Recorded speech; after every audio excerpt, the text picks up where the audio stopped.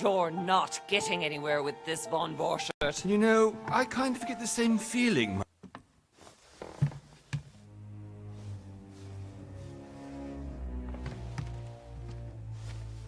Nothing. Not a sound.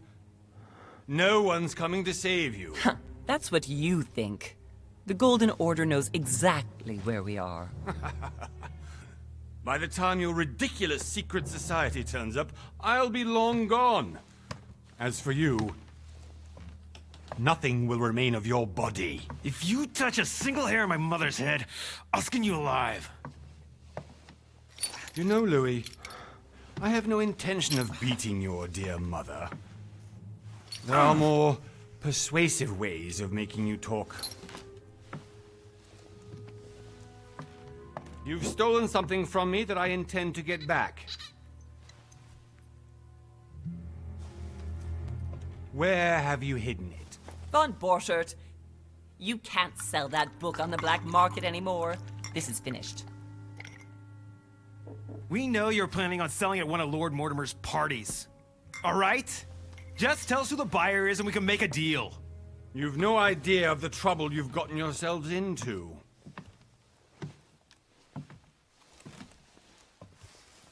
Oh, but you will tell me where it's hidden. I can promise you that. Stop annoying our host, Louis. Son, didn't what happened to you in Rome teach you anything? Just a few more minutes and my concoction will be ready. With this, your bodies will dissolve in less than 4 hours. You'll see. It loosens tongues in no time.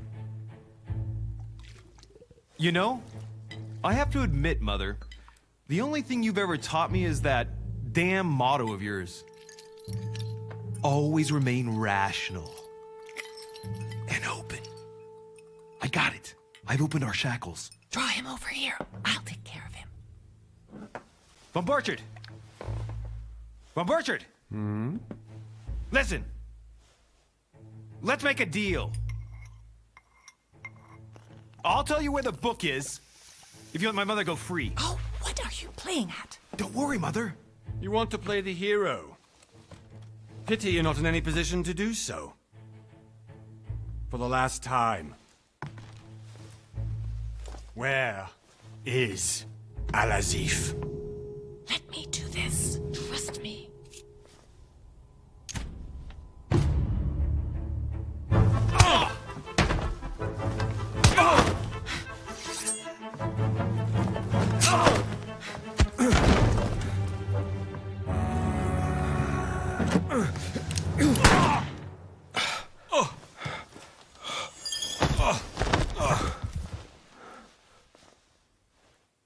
For God's sake, Louis, I told you to let me do it. Let me see. You know, I was in control of the situation, Mother. Oh, tell that to your nose. It's because of this kind of reaction that I prefer to work alone. You ought to learn to trust me, Mother. Can't you be happy for once? We finally cracked the Von Borchert case? He was just a middleman. He would have been more useful alive.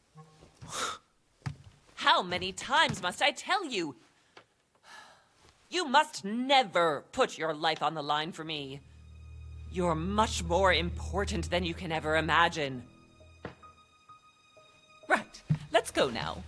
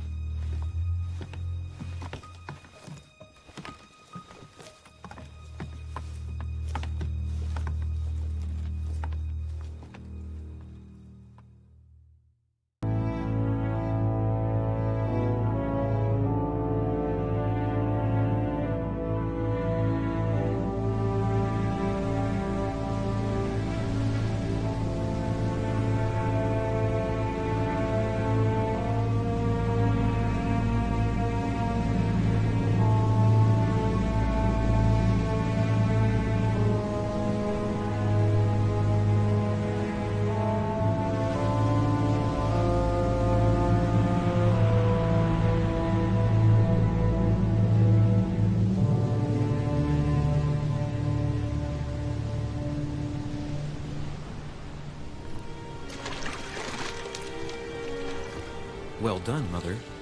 You just had to pick up Von Burchard's trail on your own, didn't you? You ditched me in Paris with no explanation, and off you go to infiltrate one of the world-renowned receptions of this Lord Mortimer?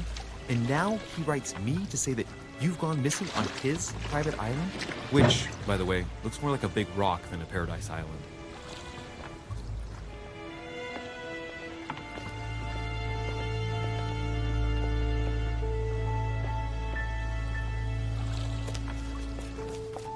The least he could do is explain to me how he managed to lose you. In any case, it is time for you to stop all this, Mother. It no longer suits your age. Well, I'm sure I'll find you once again, slogging through the caves beneath the island, searching for some long-lost mystical object that you just can't live without.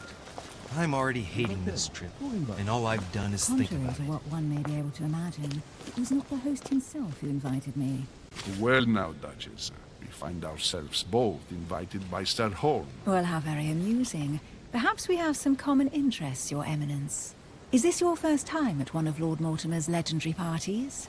Oh no, we have been friends since long ago. But as I'm doing some business with Sir Horn, the invitation came from him. Well, I simply can't wait for all the festivities to begin. And you, good sir, what brings you here? Lord Mortimer asked me to join him. We have some business to take care of. Oh, how mysterious. You adapt quickly, my son. To get along here like a fish in water. Would you believe that we are all here hoping to solve our personal issues? You'll see. Right. I doubt that you came here to look for your mother, Your Eminence. Anyway, consider yourself fortunate, young man, because there are many who dream of simply one day setting foot on this island, and only a very few ever make it. Indeed, I imagine this must be your first time here. That's right. Until now, I've never been invited by Lord Mortimer. You'll see. You won't soon forget it. Given what I've seen so far, I wish I'd been passed over. Come, Duchess. They are waiting for us. We're moving, Monsieur de Riche, if you would like to join us. I'm coming, Duchess. A cardinal? A duchess? I wonder if all the guests here are this prestigious. If I'd known, I would have gone for a better suit.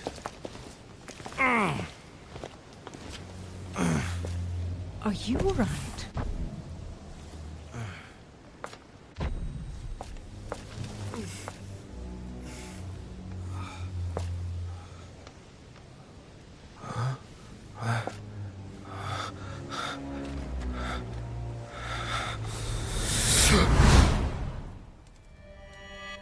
Mother? Oh shit, your hand! So, Okay, it's done. did you put it in a safe place? Yes. I made sure no one was following me. Don't worry, Sarah, no one's going to find it. Are you absolutely sure? Yes, I'm sure. Right. Just one thing left to do. No, Mother, no, don't! What? Have you lost your mind? There's no other way. If you kill me, you won't find it. That is the point, my dear. No one must ever put their hands on it again. No. But I trusted you. No, Sarah. Don't. No. No! You can run if you want to, Sarah, but you will pay what you've done.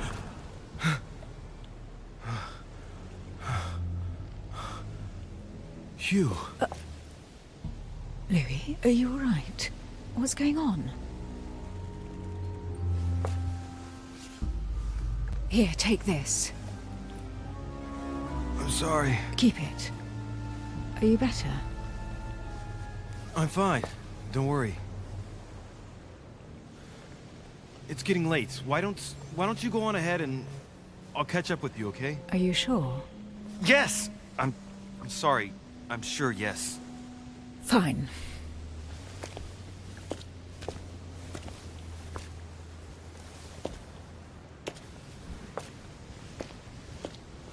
I definitely have to find Mother quickly. crazy or what? This can't be real. The Duchess arrived with me.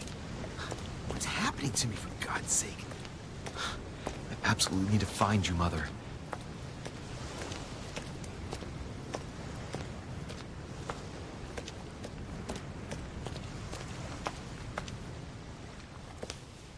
Louis, during the trip, I had something I wanted to ask you, but we didn't happen to run into each other. Yes, Duchess? I'm not sure if you remember, but we've met before. At that time, you were of two minds as to your choice of career. Tell me, what have you been up to since?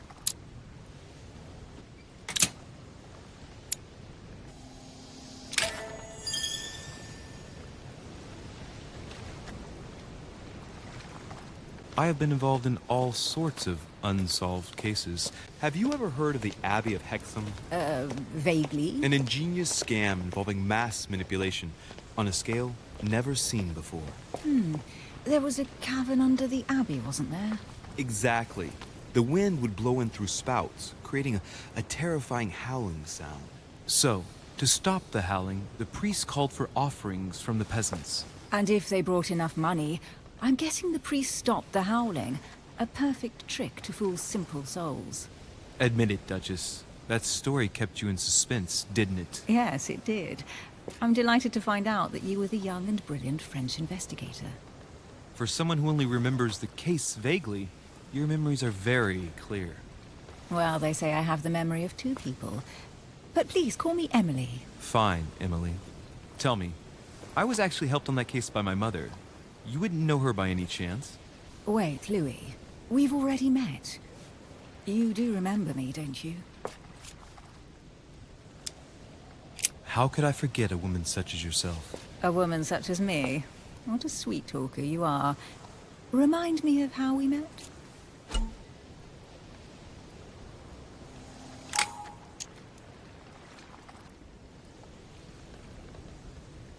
Emily, it hurts me that you could doubt my sincerity.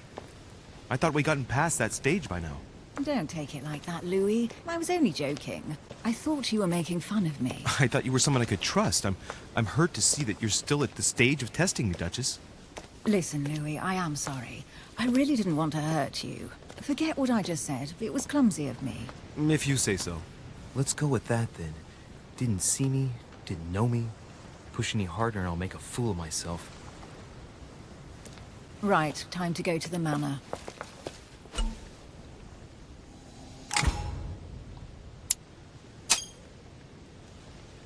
I ask her a question, she answers with another. Is she playing with me? Emily, please excuse my insisting, but you still haven't answered about my mother. Do you know her? You'll see, Louis. Everybody here knows Sara de Riche. I don't know where we're going like this, Emily, but you're connected to my mother one way or another. And if I can believe my vision, you don't have much of a place in her heart.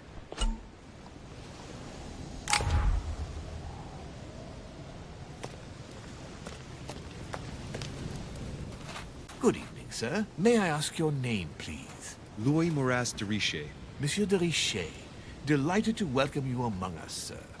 You must be Sara de Riche's son. I must tell you we are doing our utmost to find your mother as quickly as possible. What can you tell me about the disappearance of my mother? 2 weeks have passed since Sir's mother went missing. All the staff here have since been busy searching every nook and cranny of the island. But Sir may rest assured, we shouldn't be long in finding her. And just what have you found so far? It would seem that Sir's mother may be hiding on the island and regularly changing her location. But no one seems to know why she would find this behavior necessary. What do you mean? On several occasions, we have found leftovers of food, a few of her things, or even traces of campsites. The reason why we're searching the wharf again is because lights were spotted there last night. Where we are now? Indeed, sir. According to our information, lights were seen in the middle of the night, sir. After verification, none of the guests seem to have left the manor last night. We think that perhaps Sir's mother was here.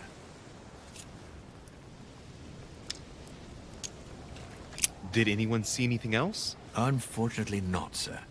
Only lights were seen by servants of the manor, sir. And as I was saying, sir, all the guests were asleep, and no one seems to have noticed anything at all. We seem to have found an object that would appear to belong to Sir's mother. A handkerchief. The handkerchief is embroidered with the initials S.D.R. We came to the conclusion that they are the initials of Sir's mother, Sara de Riche. I have orders to give it to Lord Mortimer as soon as I see him. I know my mother. She's not the kind to go for a midnight stroll on the wharf for nothing. I've got to find out what the hell she was doing here. Where exactly did you find the handkerchief? On the landing dock, sir. The one you arrived by.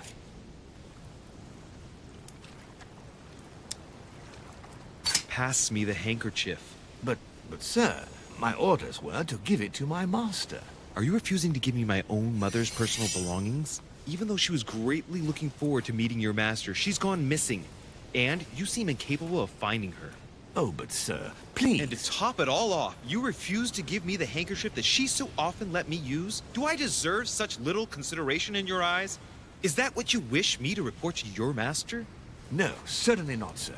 Please forgive me, sir. I have been such an idiot. Here you are.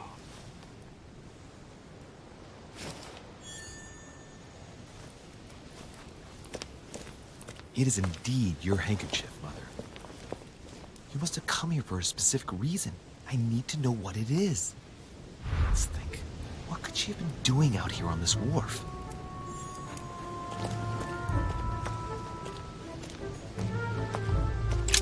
This chest might belong to Duchess Hillsborough.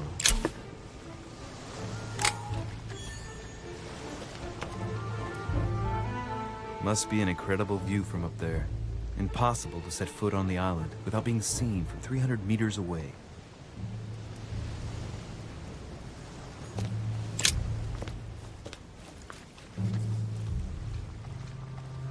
Looks like a bar from an old gate. This miserable old bar has been broken fairly recently. The edges are still clean, and the tip is blackened. Without analysis to the contrary, I put my money on cannon powder. This might just come in handy.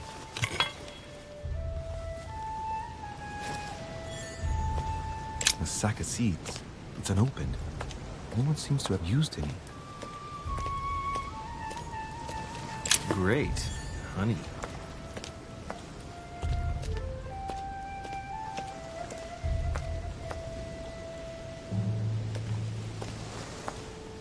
Some rope. Apparently no one's touched it for a good long time.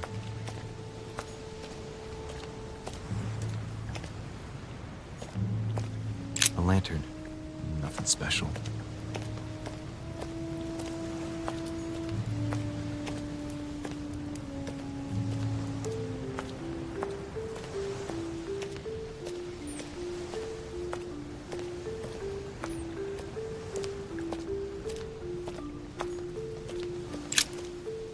Let's see what's hidden inside. Let's look.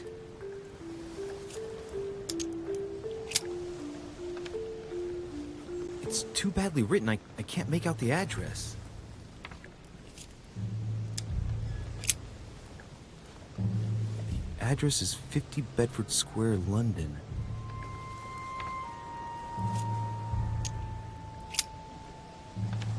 The addressee's in Sao Paulo, Brazil. That reminds me, it's about time the Order sent some envoys there. A letter written in an Oriental language. I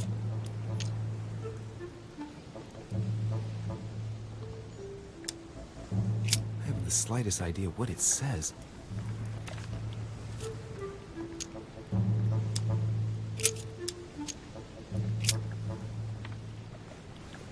Probably a Dutchman.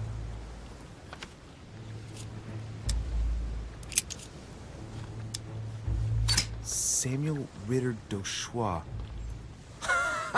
Mother, you test me even when you're not here. It's an anagram of Louis Moras de Riche. You wanted to write to me then. Let's see what's inside this letter. So, Dear Samuel, my stay on Lord Mortimer's island is going wonderfully well.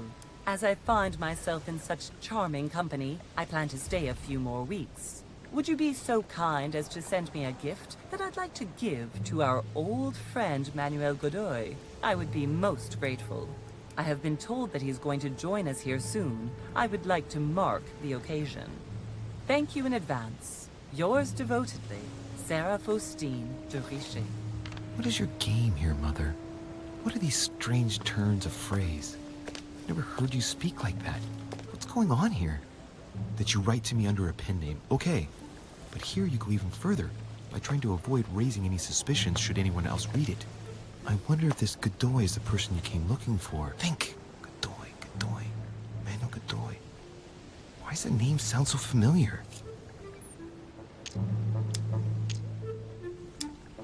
I'm guessing he's a man of some importance. Spanish, I'd say.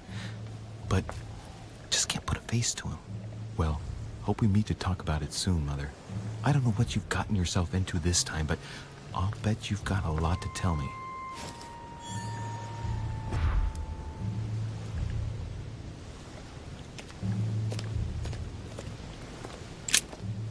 Let's see what's hidden inside. Let's look.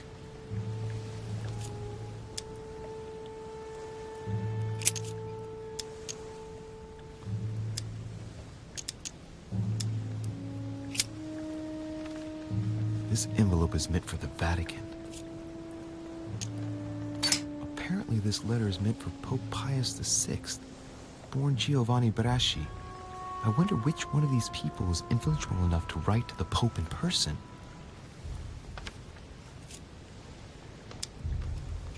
An address in Cairo, Egypt. Mortimer communicates with the whole world, apparently.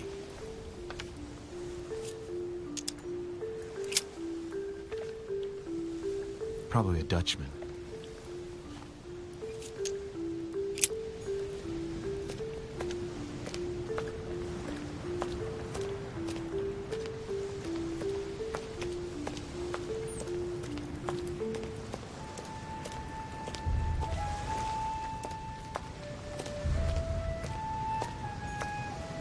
It's like the barrel's been broken for quite some time.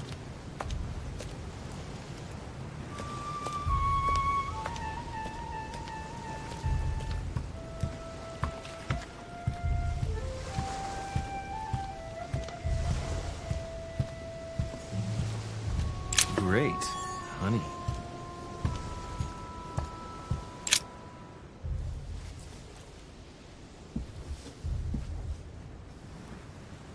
Hey, there's something not right about this floorboard. It's different from the rest.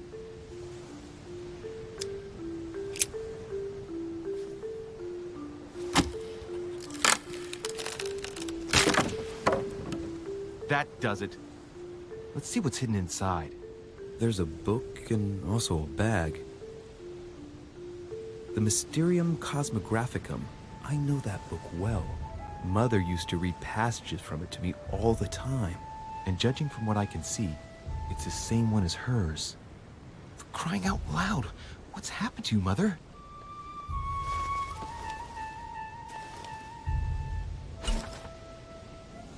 Let's look inside the bag. A little food, a few toiletries, a small key, and some kind of black powder. Some fruit, a piece of bacon, and some bread. The fruit's still firm. The bread's a bit stale. From the smell, this food's been here roughly 2 days, and if it's rationed, there's enough left to last 2 more days. Shit! Those are definitely my mother's things. I recognize her hairpins. This bag smells of her perfume. A piece of soap, some oils, and her powder puff. What does all this mean? The bottom of the bag is covered in black powder. An iron key completely rusted. I'd rather leave it all as it is. Right. Just in case, I'll take it all. I'll give it back to Mother when I see her. crying out loud. Why did you hide supplies in the middle of nowhere, Mother? I don't know what's going on here, but you obviously feel like you're in danger.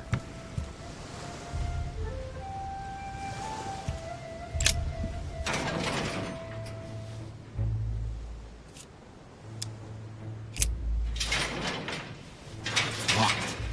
I'll never get it open barehanded.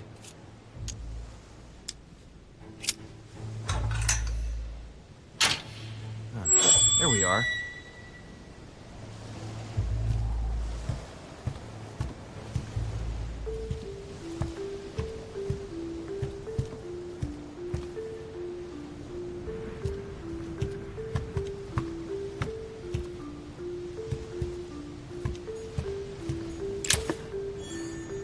This looks like a pistol case, but it's empty.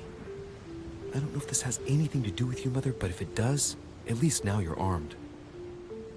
Just like in my vision. And none of it's telling me anything useful.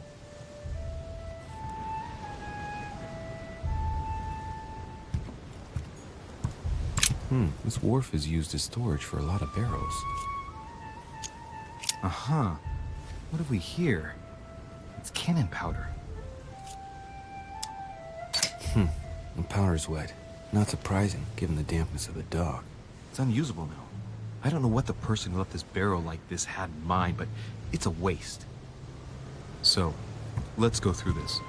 My mother's been hiding pieces of bread between the rotten boards of the wharf in the middle of the night. That's not normal. And if that weren't enough, looks now like she's armed. Meanwhile, she also takes the time to send out letters, reassuring whoever might be interested that she's having a fabulous time here. So odd. So very odd. And that's not even all I've noticed. But maybe I ought to move on to the manor now. They'll be waiting for me. At least I hope so. Amber.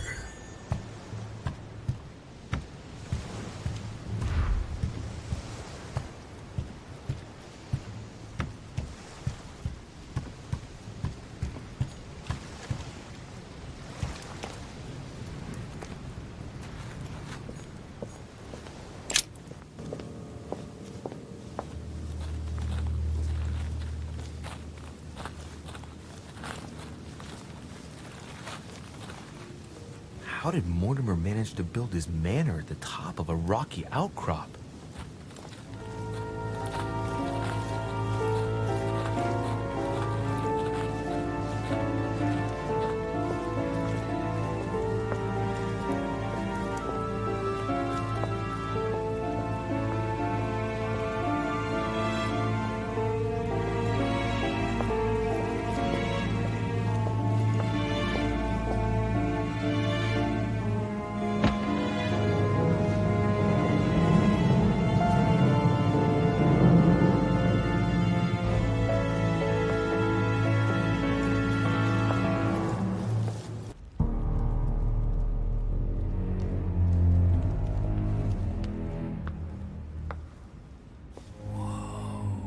Impressive. Ah, my son. I was looking for you. What can I do for you, Your Eminence? I wanted to ask you. You are the son of Sara de Riche, aren't you? You see, your mother and I were supposed to meet here on this very spot. I was supposed to hand her a very important envelope. But I haven't seen her. If only Mother had told me why she was coming here. Anyway, I ought to take the envelope. It might have something to do with her disappearance. Listen, if it will help, you can always give it to me. Thank you, my son. I'll bear that in mind. I'd rather deal with her directly. Don't take it personally. Would you happen to know if your mother has arrived yet? Certainly, Your Eminence. Mother got here some time ago. I was hoping to find her when I arrived, but given the hour, she must be asleep by now. Right. I shall see her tomorrow, then. By the way, Your Eminence, I wasn't aware you knew my mother. Ah, if you only knew, my son. I hold your mother in the highest regard. She has rendered great service to the church, and her help is invaluable. I hope that you will follow in her footsteps. If only she had told me where she was headed. Nonetheless, our exchanges have always been discreet, and I should like them to remain as such. If your mother wishes to speak to you about us one day, I will not mind if she does so. That is very commendable. But since we work together on a daily basis, it's surely just an oversight. Most certainly. You said you work together. What do you do exactly? Be it Mother or myself, our motto has always been discretion in all things. And to promise to never betray a word of honor. Was your secret safe with Mother? It will be even more so with me. You have convinced me. The mystery with which your mother manages her business proves that she carries your motto close to her heart. Your words seem sincere, my son. All the same, it bothers me to see you in a quandary, Your Eminence. Is there any other solution? Look, if it's of any help, you can always leave your envelope with me and I'll give it to her as soon as I see her. I hesitate. Up till now, we have always dealt with her in person, and that has always been successful. Do you think I should give it to you?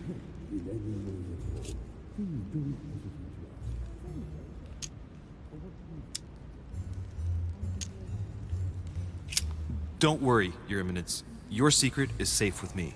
You know my mother's reputation. As her son, I will defend the de Riche's word with the same fervor. I would expect nothing less. Listen to me, my child. If I give you the letter, can you promise me before God that no one other than your mother will read it?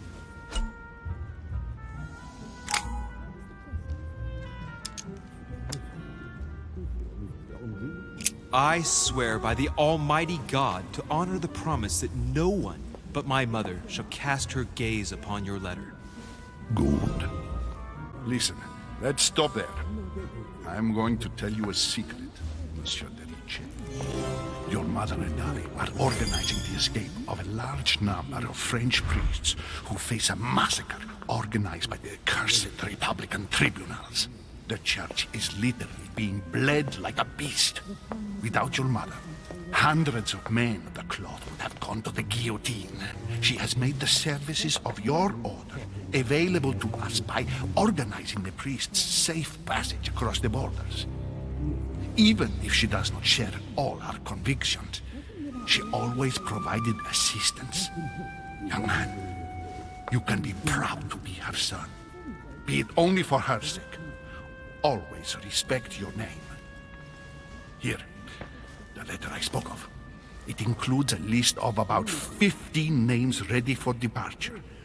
Be quick. Remember to tell Sarah when you see her that time is short. Well played. I'll decide later when I'm alone whether to look at what it contains.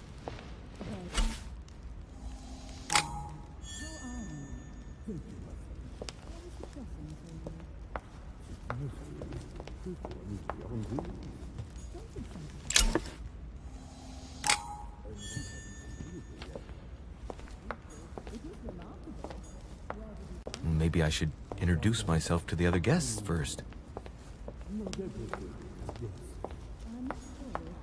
Lord Mortimer certainly has a taste for staging rooms.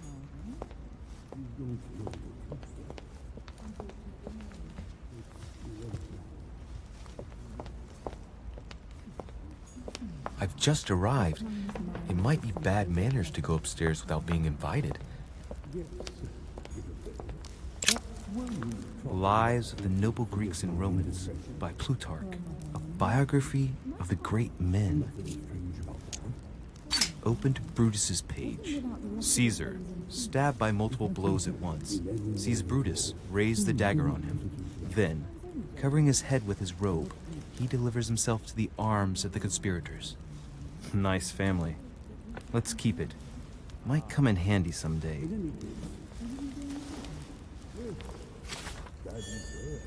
I congratulate you. To answer your question, there is some truth to what you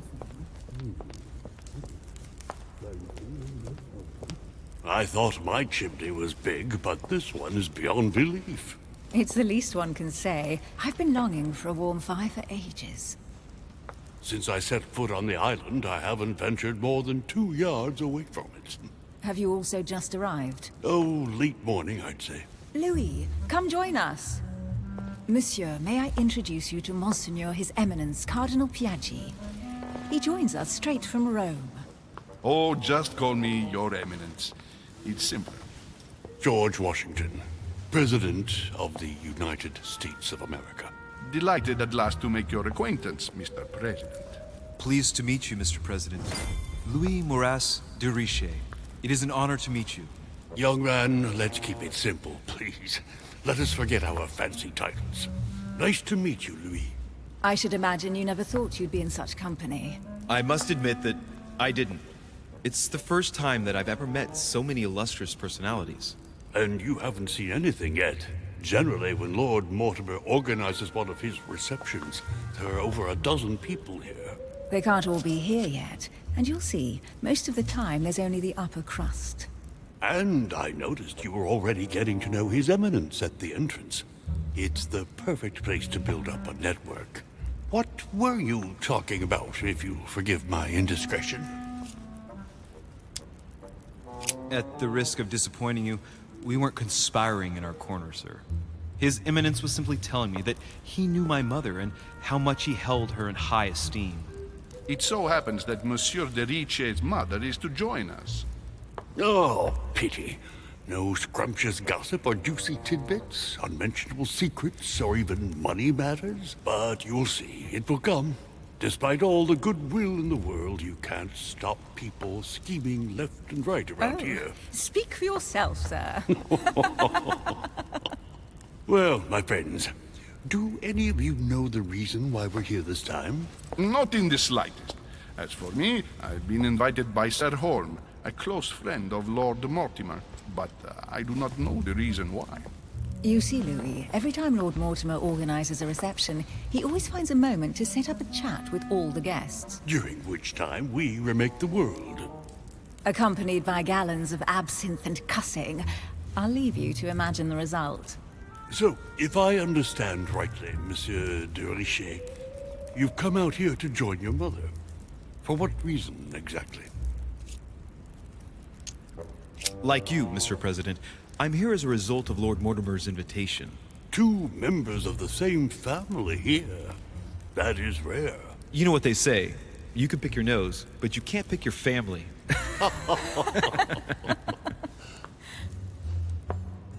Seriously, though, I know your mother well. Stay behind with me afterwards, and we'll take a moment to speak about her.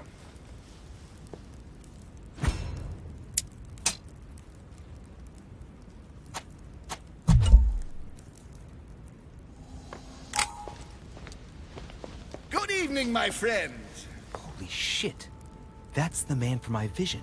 An urgent case has delayed our host, Lord Mortimer. He can't be present this evening, and he sends his deepest apologies. He's asked me here and he hasn't even turned up? Great start. Do you know that man? Sir Gregory Holm, an English aristocrat. Very influential. He's also close to Lord Mortimer. So don't be surprised if he acts like he's at home. And now, my dear guests, a light meal is served in the small salon. For those who would like to, you're invited to follow me into the next room. My dear fellow, you must have read my thoughts. I shall follow. We'll have to be careful not to make too much noise. One of Lord Mortimer's guests is relaxing. Oh, we shall be quiet. Don't take it the wrong way, Sir Holm, but I have already eaten. Thus, I shall be happy to remain by the fireside. If you don't mind, Gregory, I should like to keep Mr. Washington company. Please feel at home. And you, sir? If I stay with Washington, we'll be able to speak about my mother. But on the other hand, I'd like to learn more about this home. I saw him in my vision. My vision is more important. Let's follow home. I'll follow you, sir. Mr. Washington, I hope to speak with you at greater length on another occasion. Emily, please excuse me, but I would like to speak to Sir Holm. I shall see you later.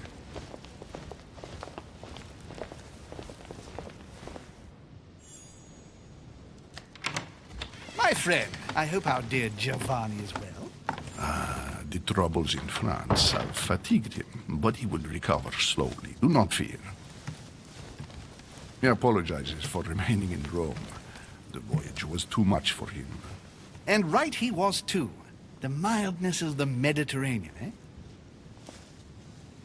Come, sit down and have something to eat, my friend. You look rather pale. Excuse me, sir. I have been neglecting my duty. I haven't introduced myself. Sir Gregory Home, an old friend of Lord Mortimer's. A real pleasure, sir. You who must be well used to the court of France.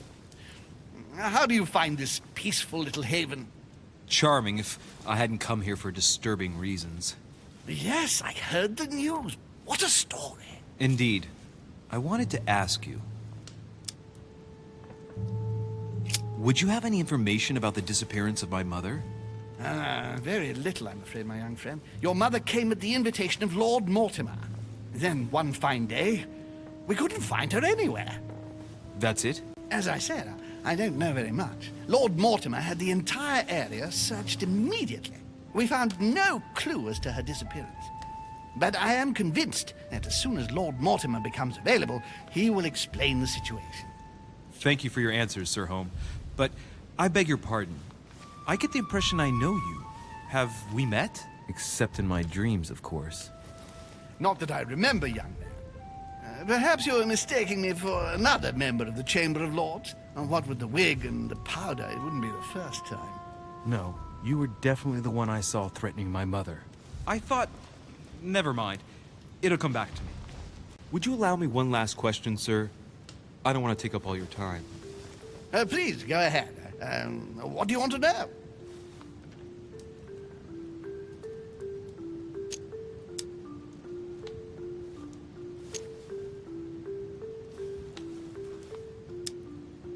Sir, do you know Emily Hillsborough? Oh, Madame la Duchesse.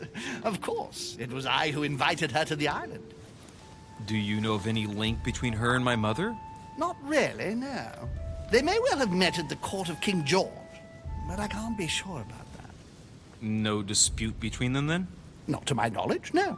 And even if Duchess Hillsborough is a complex woman to understand, I honestly can't imagine her in a conflict with the famous Sara de Riche. No! Elizabeth! I should have insisted that you rest in your room. Do you want me to call someone? Let me handle this. I'm used to this kind of thing. Thank you, Mr. de Riche. Miss, can you hear me? Leave me. Slight arrhythmia, nothing too serious. Do you often feel faint? Leave me alone. Yes, Elizabeth suffers from poor health. Her fits are part of her daily life. I would guess it's more like an anxiety attack, as if something had suddenly terrorized her. She reeks of laudanum, though. Are you receiving any regular medical treatment, miss? Miss Adams, are you receiving any medical treatment? No, I don't know what you have to be afraid of yet, miss, but trying to drive out your demons with drugs won't do much good. Can you tell me something about her? She needs a doctor. Why precisely is she here? She's the daughter of one of Lord Mortimer's friends. He sent her here so she could be helped. I didn't know Lord Mortimer was a doctor. Not in the sense you understand, but he has been practicing alternative medicine for a very long time. The poor child has already been treated by all the medical doctors her father could find, but no one has been able to cure her. Elizabeth is beyond the reach of traditional medicine, Monsieur de Riche. Are you all right, Elizabeth? Do you feel any better? When did she arrive? 4 days ago. Okay. My mother had already gone missing.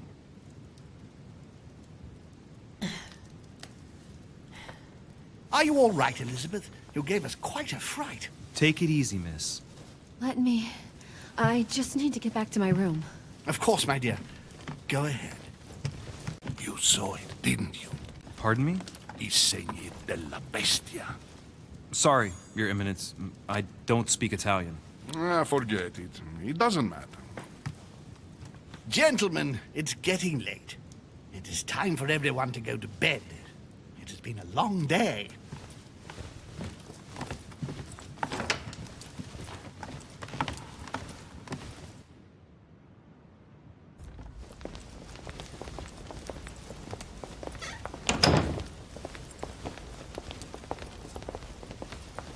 It's all the more delicate. I'll see what I can do, but the case I'm on at the moment might well leave me with very few opportunities.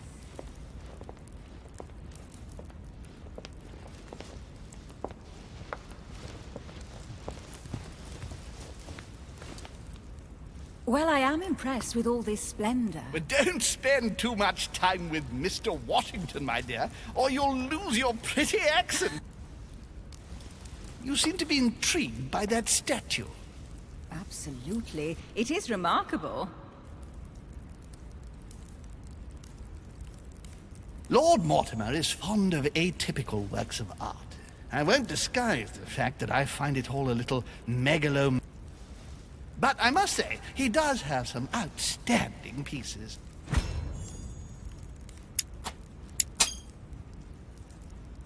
The statue is impressive, and so are the paintings. Rubens, the Caravage, Guignero. Lord Mortimer has very good taste, and the means to express it. Oh, I see our young sir is a connoisseur. Yes, in my spare time. Yet, I couldn't tell you who the artist of that painting there is. I think I recognize a theme, but the style intrigues me. Saturn devouring his son. Oh, well, you wouldn't know. The artist is none other than Lord Mortimer. I thought for a long time that the painting wasn't finished, but my old friend assured me it was. Still, there's no accounting for taste. Not very conventional, but it sure does hold your attention. You'll find that Lord Mortimer is not what one would call conventional, Monsieur de Riche. Sir Holm, who was that young lady with you? Elizabeth Adams, Mr. President. She would have liked to have stayed with us, but the poor thing is exhausted. Elizabeth Adams? Miss Adams is here to rest. You have perhaps already come across her in the corridors. She arrived a few days ago. I perceived her, but we weren't introduced. Rest assured, she is not here for the same reasons as yourselves. Consequently, I'm counting on your indulgence. On that note, it's very late. You must be exhausted. The servant will accompany you to your rooms.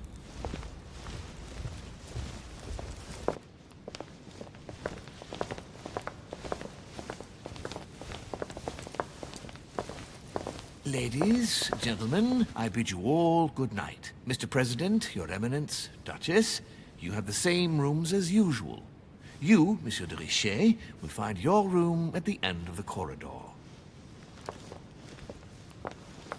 Well, my friends, I am bone-tired. I am off to my bed. See you in the morning. Good night, sir. I shall do likewise. Louis, I shall see you in the morning. Sleep well. Good night. See you tomorrow. Oh, man. It's been quite a day.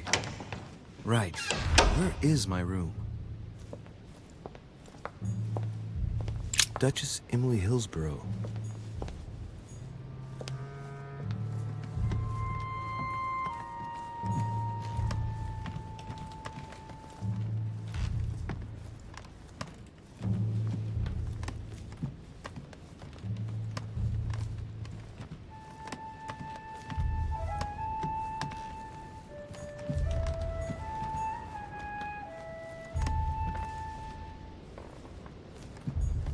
Monseigneur, His Eminence Cardinal Piaggi.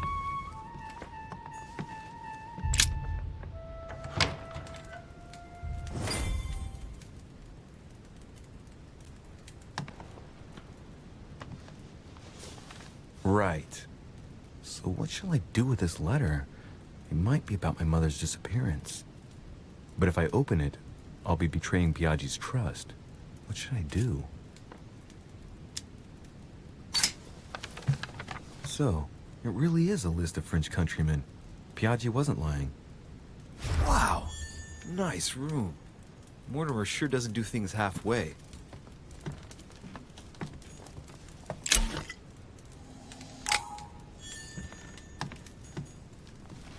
Saint Jerome and the Angel. Yet again, art with political... Saturn devouring his son. Again? I saw the same theme in the hall. I wouldn't like to be his son. Saint Francis of Assisi and ecstasy. Before superior voices. It always... The golden elixir. Inferno by Dante. Abandon hope, all ye who enter here. Lovely lectures Mortimer's giving to his guests. Very jolly.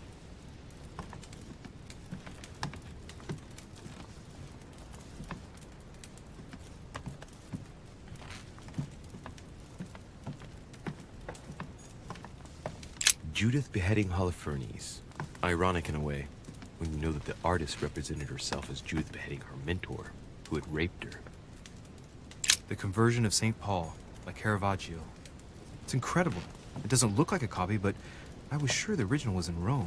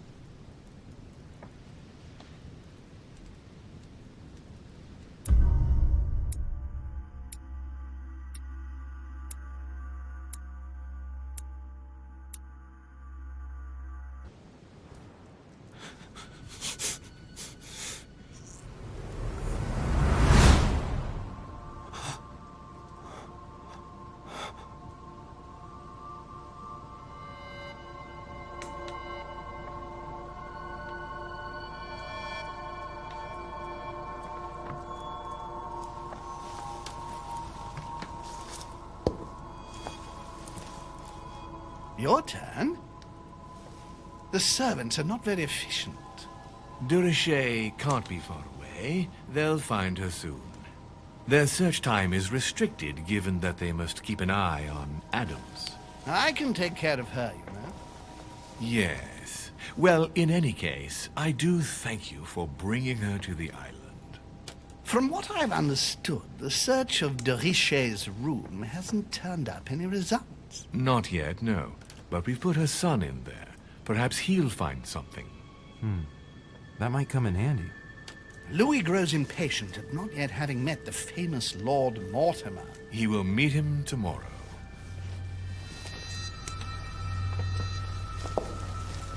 Oh, what a pity to lose a knight at the start of the game. Are you waiting for someone? A young French soldier. During our game of chess? Don't worry, Gregory. The game won't disappear. I'll have one of my men escort you back. Don't trouble yourself. I know my way out. Ah, good evening, gentlemen. Please forgive me for this late hour. It is never too late, and we have much to discuss. One last move?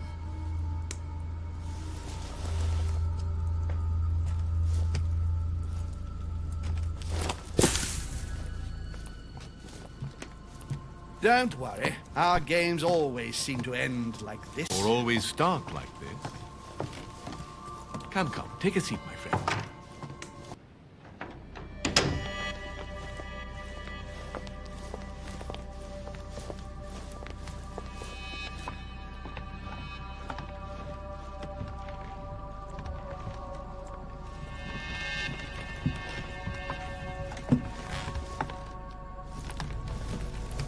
A little nighttime stroll, Mr. President? There's nothing like it for a good night's sleep.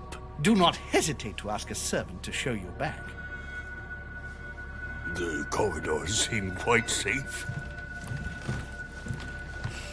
Peppermint, lime flower, and valerian. My miracle remedy when one can't get to sleep. A very good night to you, Mr. President. Thank you. And to you too, sir.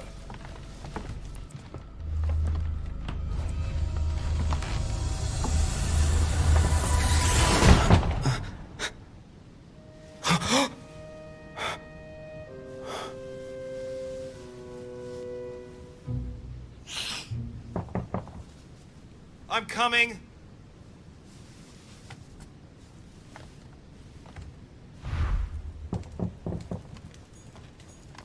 Dear Monsieur de Riche, please excuse me, but I am unable to join you at present.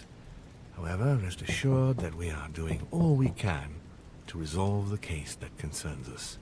By the way, enclosed, you will find a key that will enable you to retrieve the personal effects your mother left behind. Yours faithfully, Lord William Mortimer.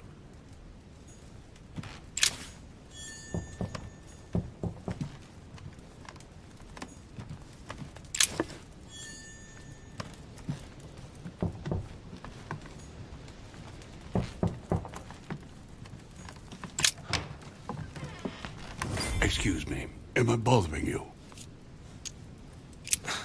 I was sleeping. I need your help. What's going on? Do you remember the young lady we spoke of in the hall? I bumped into her in the small salon before. Well, she is the daughter of my friend, the Vice President, John Adams. But she is supposed to be dead. Yeah, that's bizarre. Fair enough. Good heavens! I was present at her funeral. It is disturbing indeed. Yes. I need to make sure it's her. That's where you come in. I want you to distract Elizabeth while I search her room. And perhaps get my hands on some important information. At least I hope so. Elizabeth is in the small salon. If you hurry, you can still catch her. I just need 10 minutes. But if my vision is true, there are two men nearby discussing very important issues, and one of them looks much like Mortimer. Washington is very kind, but I came to this island for my mother, not for his ghost stories. Sir, I don't feel well. I'm going to have to decline. I see. Well, I hope you won't be needing my help one day. I must act swiftly. I'll search my room later.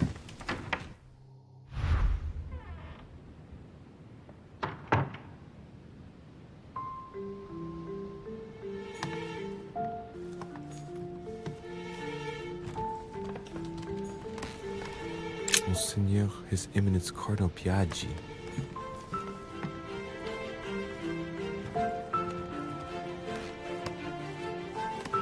Louis, you're straying from your objective.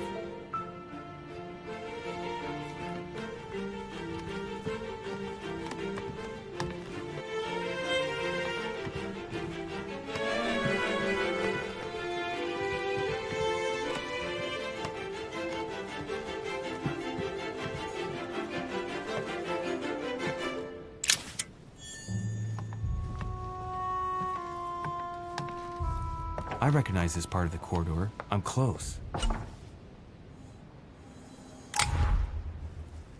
Duchess Emily Hillsborough.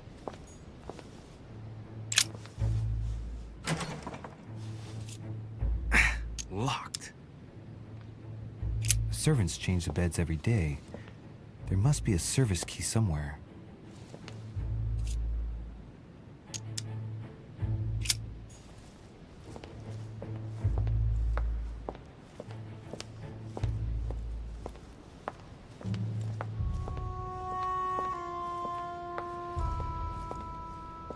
Good evening, sir. I'm sorry, but an important meeting is underway. My instructions are to let no one pass.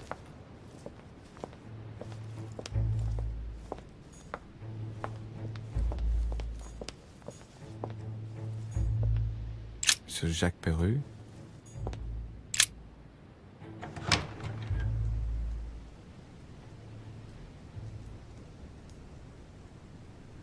I don't recognize anything in here. This must not be the room for my vision.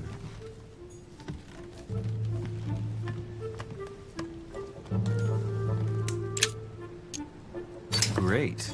Honey.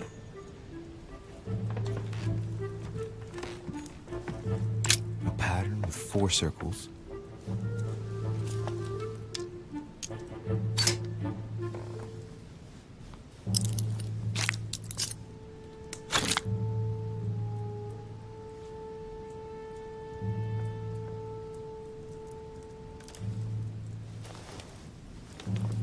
Dear Monsieur Peru, I'm writing to thank you for the funds you sent. These funds will be crucial for the renovation of the western wing of the orphanage. The children you sent are doing marvelously well, and little Pierre will soon be walking. Some of them still sometimes suffer nightmares about their parents on the scaffold, but I expect they will cease in due course. Should you decide to send us more, please note that another 20 beds will soon be ready. The children and myself will never thank you enough. Long live the Republic. Long live France. Sister Marie-Hélène. All right. I've retrieved everything.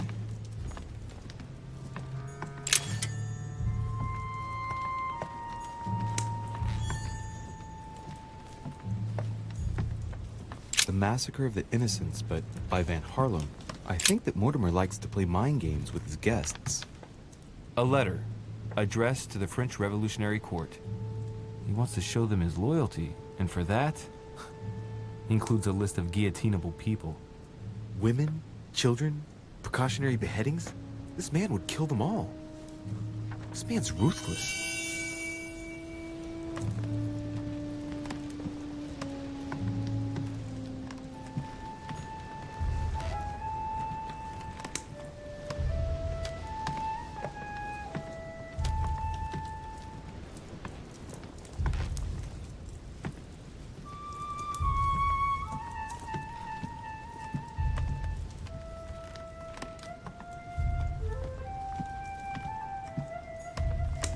Fine quality boots.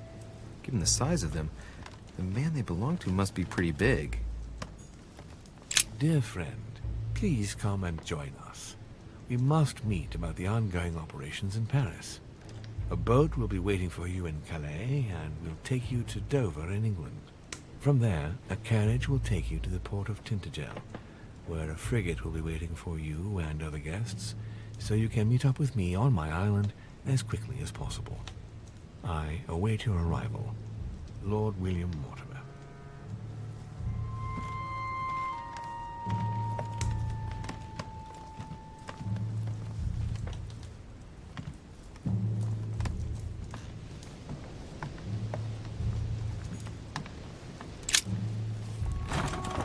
This window's blocked.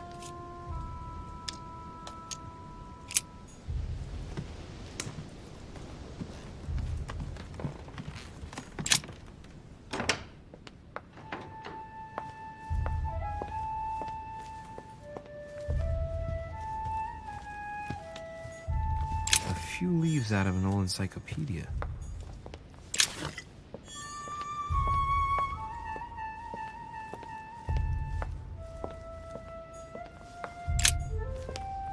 Decorum guide.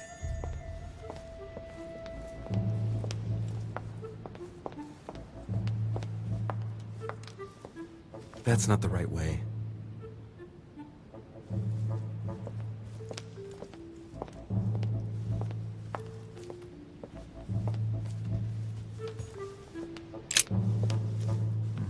Servants put clean laundry here.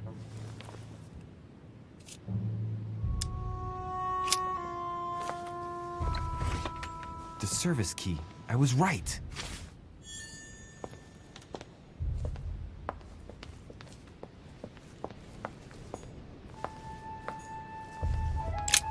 Tell me, my good man. Sir?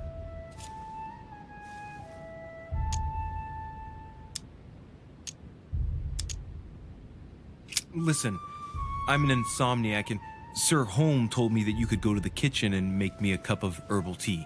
And what is in this herbal tea, sir? Holm gave Washington a recipe for a sleeping draught. What was it again? Peppermint, lime flower, and valerian. Yes, it's herbal tea. I'll go and make it for you at once, sir. I'll wait for you in my room. I need to find a place to watch undisturbed.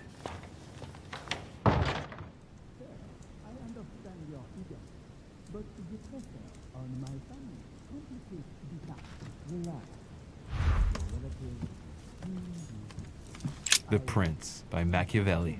A perfect read for anyone with a surfeit of ambition. That might come in handy.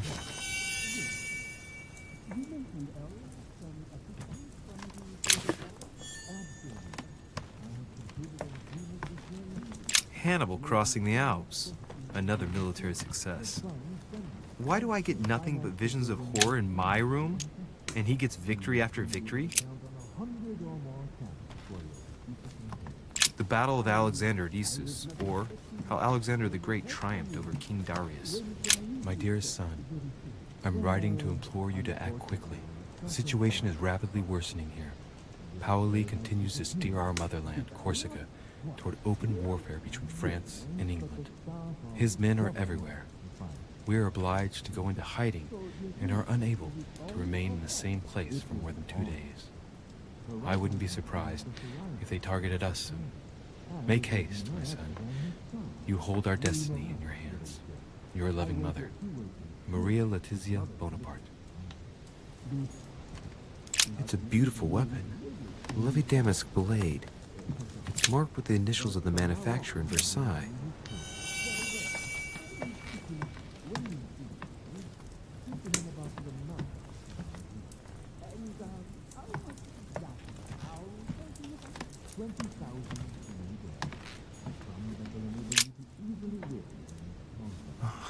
I can't hear anything here. I've got to find another spot.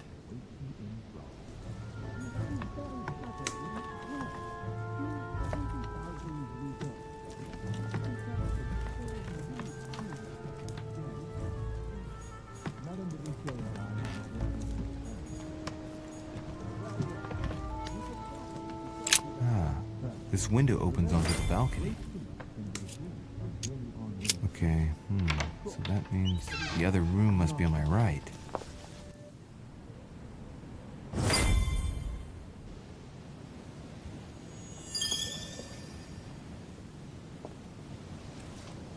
Sir, I understand your eagerness, but the pressure on my family complicates the task. Relax, my friend. Your relatives will soon be safe. So what I saw in my vision really did happen. Well, I hope I haven't missed anything important. I thank you so much. Don't mention it. Now that's settled, let us speak about your support. Yes. You mentioned earlier some assistance from the Golden Order? Absolutely. I have concluded an agreement with their leader, Lady Sara de Riche. Another case that Mother didn't tell me about. The funds from the order will finance the building of a foundry in Tuscany. You will soon be able to count on 100 or more cannons for your future campaigns. I was not expecting so much help from you. When can I meet this de Riche? Well, unfortunately, something has cropped up. De Riche has disappeared. Disappeared? What, here? Yes, but the staff are redoubling efforts to find her, I assure you. So the agreement, is it on or off? It is on. Her right-hand man has just arrived here to help us find her. And it is none other than her son, Louis Maurice de Riche. I wager he will ensure his mother's commitments are met. Louis. Not an easy name to live with in these times. Of course. But from now on, you will deal with him. This man, it can only be Mortimer. Very well. I will seek him out. Merde.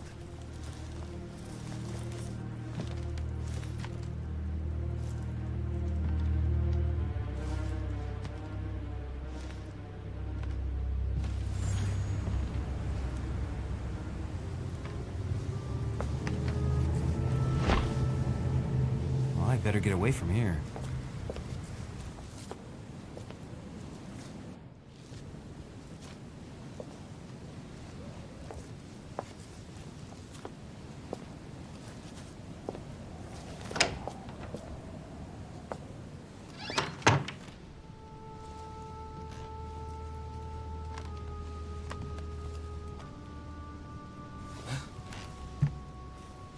Louis? Emily? I can explain. Perhaps, but remains still. But first, you could perhaps remove the blade from my throat? You have 10 seconds to explain your presence here. Madam, 10 seconds isn't enough for me to tell you how sorry I really am for having entered your room, and I mean that sincerely. That's a good start. What are you doing in my room?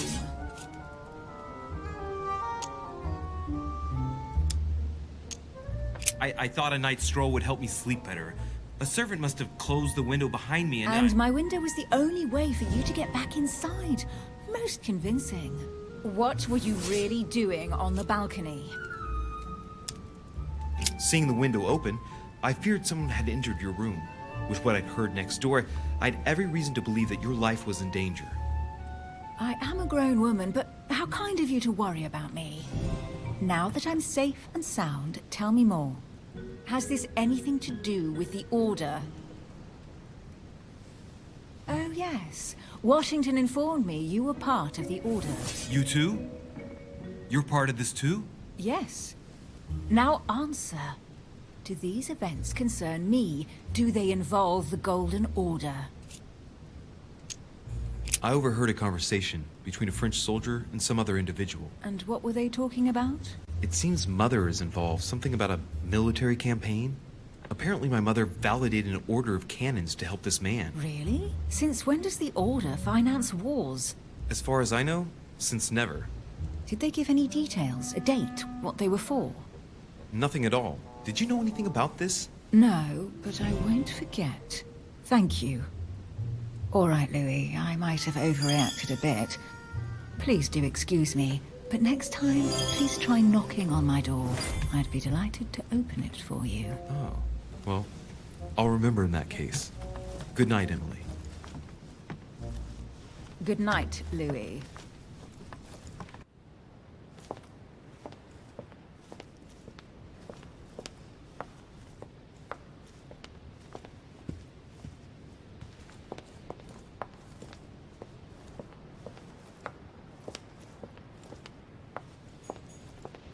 Monsieur Napoleon Bonaparte.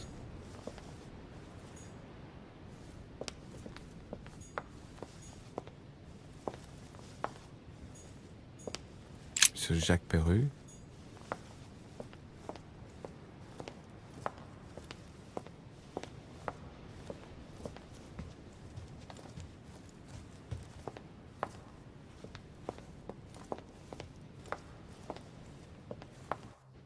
That's not the right way.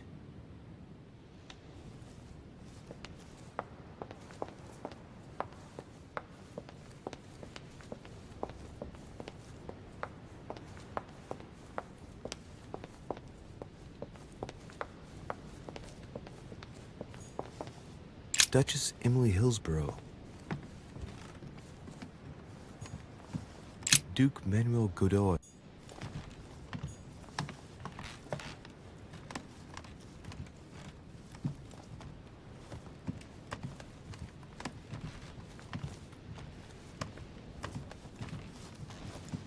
Your Eminence, what are you doing here? I wanted to speak to you about something important. Do you still have my letter on you? The one I gave you in the hall? Why do you ask? I have a name to add to it. Here it is. Thank you, my son. Ah, I see that it's still sealed. I was right to put my trust in you, Louise. Give me 1 second, please. I can't imagine what would have happened if I hadn't added this name to the list. Please, be sure to give this letter to Sara the moment you see her. You can count on it. Have a good night.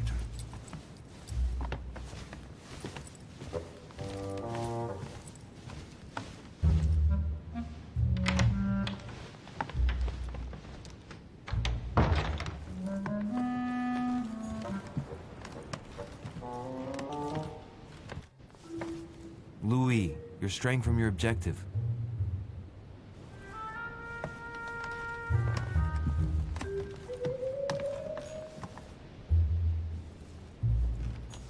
Huh, that's me. exhausted. I better go to bed. I'll search my room tomorrow. If Mother stayed here right before me, you never know. And Mortimer had better show up.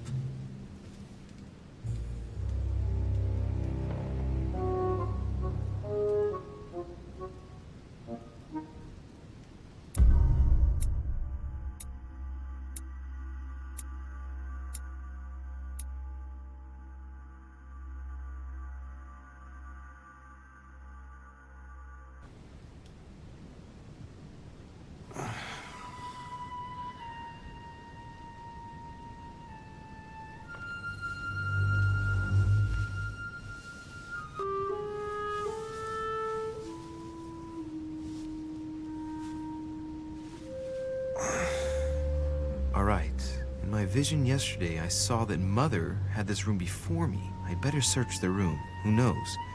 Maybe she left me something behind.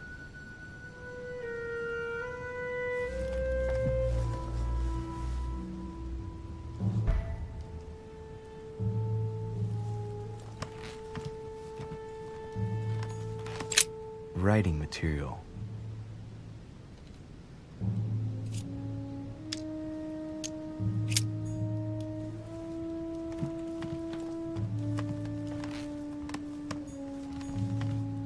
I haven't even had time to unpack my cases. Dear Monsieur de Riche. Inspiration of St. Matthew, or Matthew writing his gospel, dictated to him by voices. Nothing. Devil's Thorn, the torture of Ixion, condemned by the gods to lose his mind because of his arrogance. The incredulity of St. Thomas. Why is Caravaggio representing St. Thomas putting his finger in the wound? Thomas looks on but doesn't touch.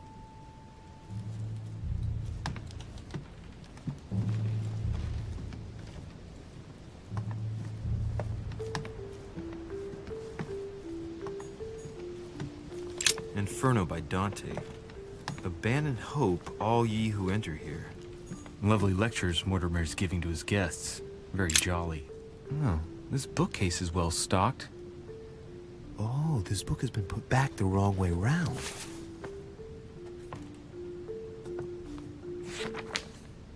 A Voyage Around the World. The travelogue of the explorer Louis-Antoine de Bougainville. One of Mother's favorite books. What a coincidence. And I don't believe in coincidences. It's just too much. I don't know what's going on here, but if you felt threatened, I'll bet you'd leave a clue, wouldn't you, Mother? Found it. A faint sign of the order, barely visible. Mother, you undoubtedly must have hidden a clue in this book. Let's see if I can find anything else in this room. I'm not far from solving the puzzle. I must keep searching.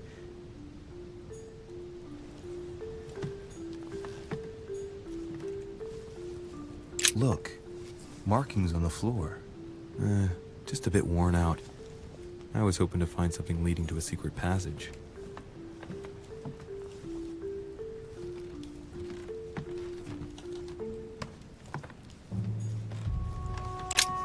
Nothing here. I wouldn't mind a nice, strong coffee, though. Saint Jerome and the Angel. There's a circle around the lock here. Must be the trunk Mortimer was talking about. The key should open it.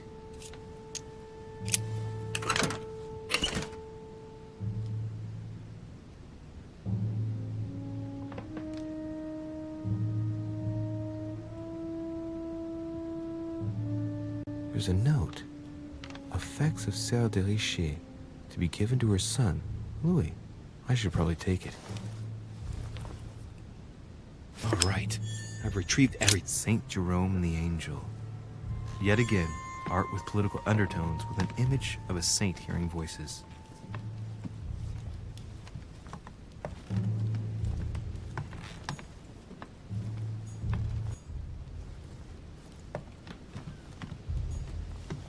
Inferno by Dante. Abandon hope, all ye who enter here. Lovely lectures Mortimer's giving to his guests. Very jolly.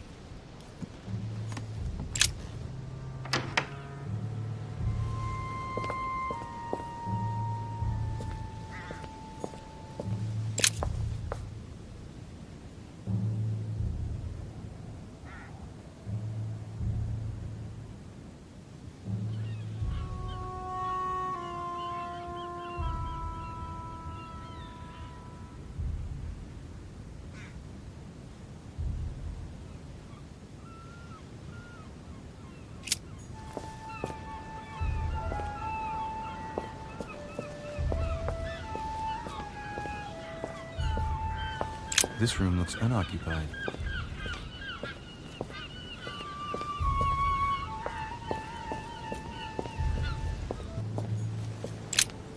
Here's something will undermine my botanist's appreciation for the local climate.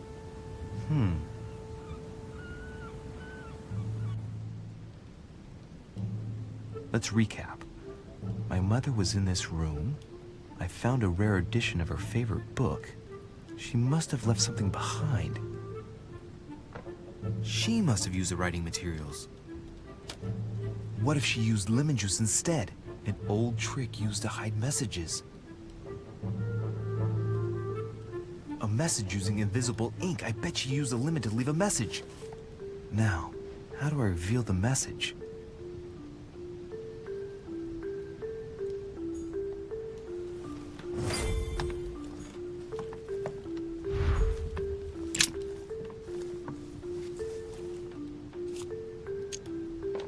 Apart from getting the book dirty, I can't see any use for this.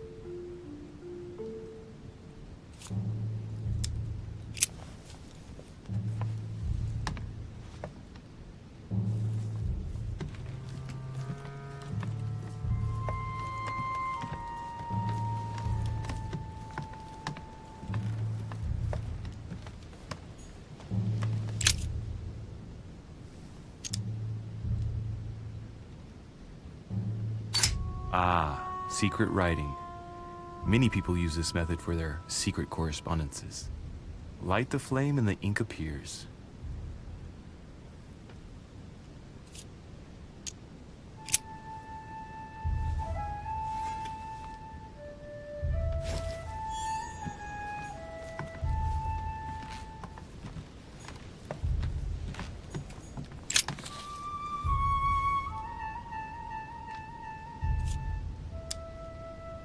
Aha! It's working! The heat reveals the message. Let's see what my mother wrote. Where all eyes size you up, you must pass by the Gorgon. Gorgon was the name of Medusa in Greek mythology. On the other hand, where all eyes size you up, I don't get it. And judging by the number of paintings in the manor, it could be anywhere. After that, she adds, beware hero. The beast always charges the best protected soldier, and that's its weakness. What is my mother trying to tell me? Since you've gone to so much trouble, you must not have only found something important, but you must have also felt like you were in great danger. Now I better hurry and find that damn Medusa. Sir, dinner is served in the red salon. Typical. I'm not hungry. Please give my apologies to all the guests. Sir Hole requests your presence, sir. Well, I guess I'm just gonna have to wait before going and looking for my Medusa. Tell him I'll be there in a minute.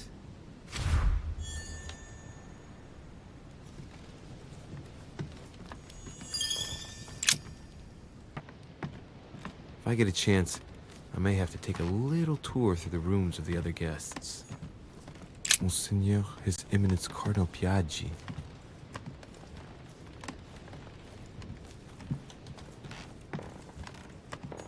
Great. Honey.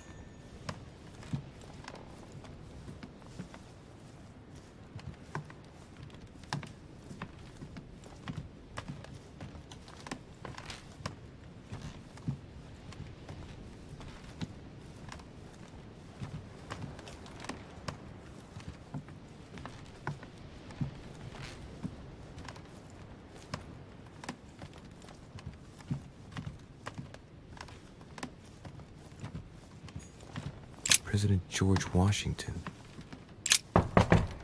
Let no one disturb me. I'm busy. Too bad. I'll see him later.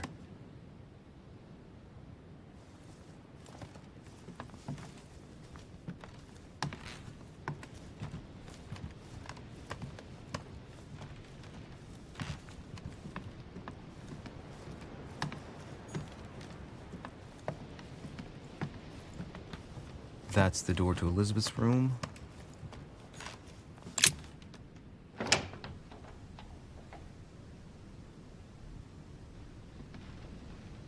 For God's sakes, what happened in here?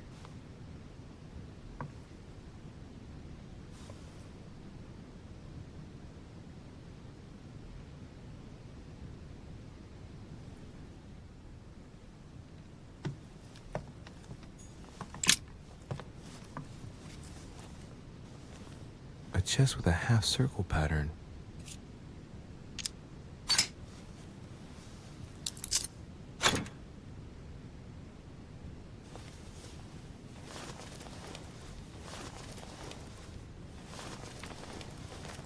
An untutored hand copied these notes. Looks like a healing method. Well, that's a pity. The writing is barely legible.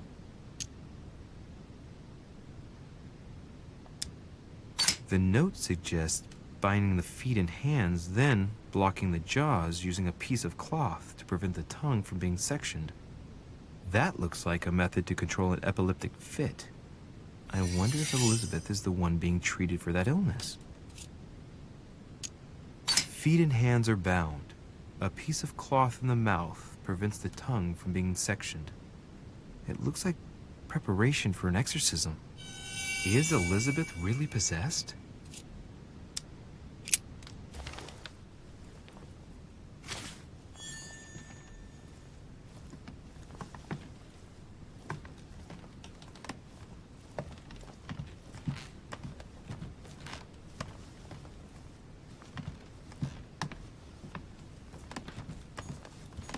My dear Elizabeth, I'm writing to inform you of some unfortunate news. We won't be able to meet as planned on the first Sunday of May. I've been told that you're no better, and, unfortunately, your brothers and I are absolutely snowed under by the work required to govern this new country. Please excuse us. As soon as we can get free, even if it's just for a day, I promise we shall come and see you. Your loving father, John Adams.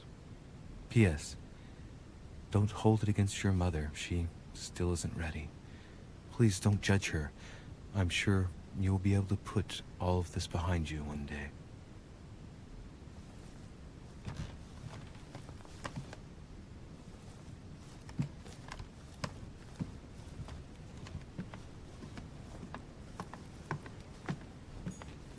A Bazant.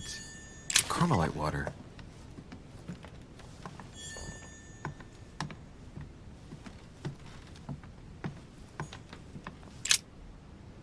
Looks like I found a box containing some kind of white crystals. These are magnesium crystals, a fairly effective remedy for easing anxiety. Well, let's see what it tastes like. Ugh. I really need to stop tasting everything I find now.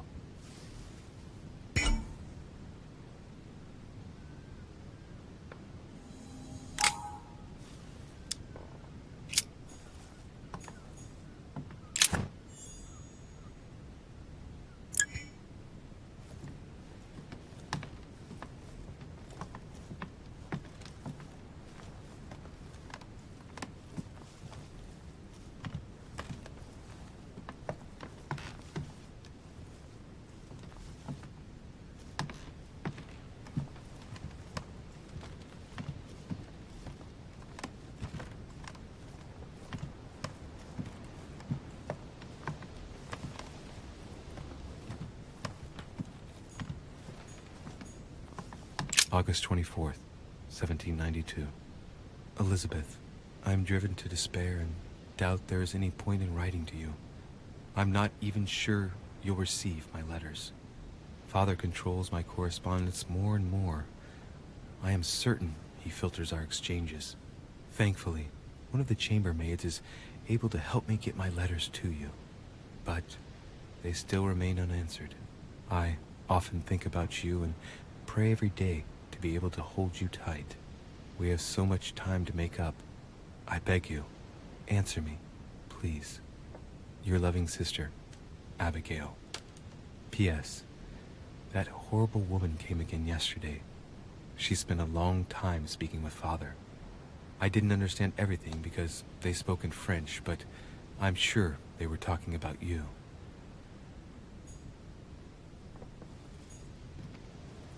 November 1791. My dear sister, the cancellation of our reunion hit me like a stab to the heart. Father told me it was for your well-being, but I can't help but blame him.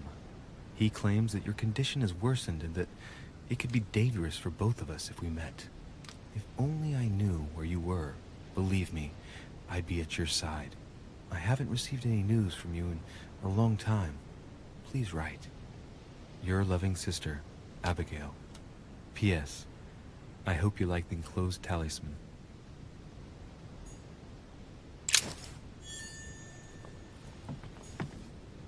August 24th, 1792. Elizabeth, I'm driven to despair and doubt there is any point in writing to you. I'm not even sure. June 11th, 1791. My dear Elizabeth, your last letter gave me much cause for concern. Your words were so cold, as if emotions no longer matter to you. Father maintains that the secondary effects of your treatment still trouble you, but that they will soon subside. Should I believe him? I cling to the belief that we shall soon see each other again, at long last. Write soon. Your loving sister, Abigail. P.S. Don't forget to tell me what present you want. A novel of the initiation of a young woman into polite society.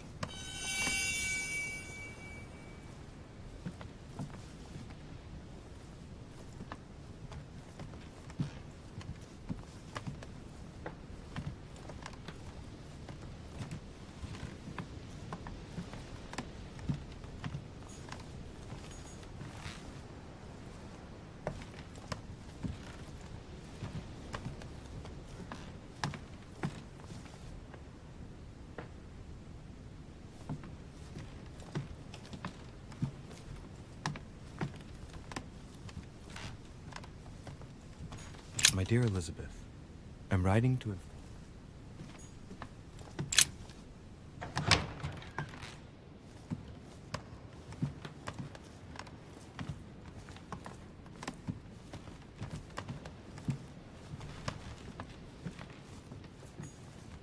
President George Washington.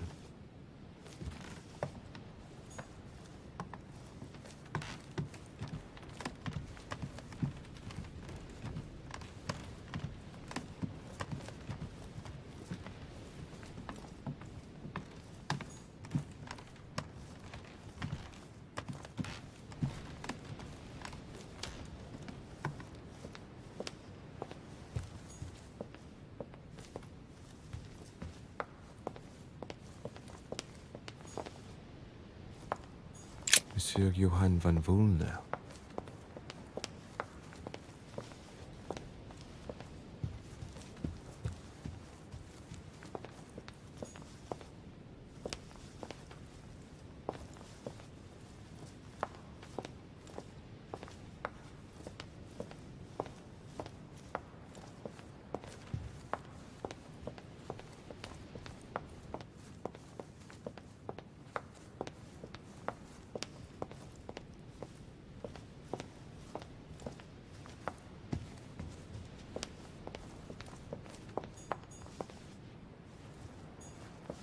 Sir Jacques Peru? That must be the door to the room of the soldier I saw in my vision.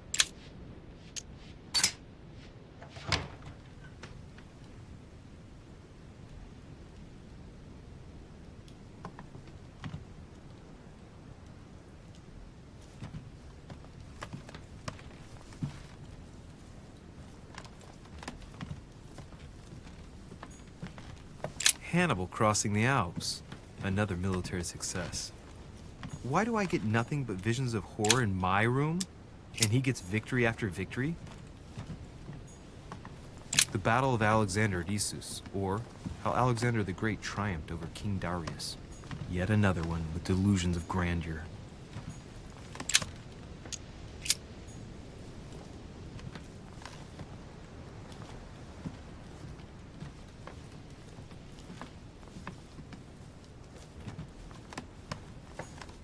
A bicorn decorated with a cockade. It must belong to a French soldier.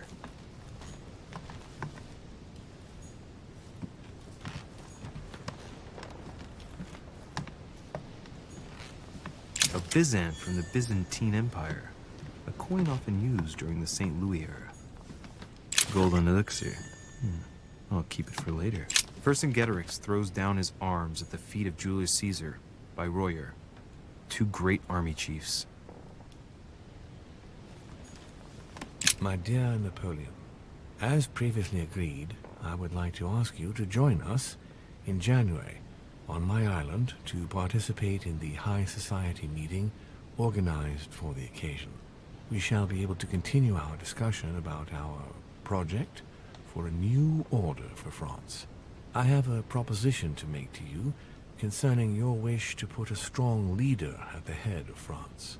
I trust you to be discreet as to your coming. See you soon. Lord William Mortimer.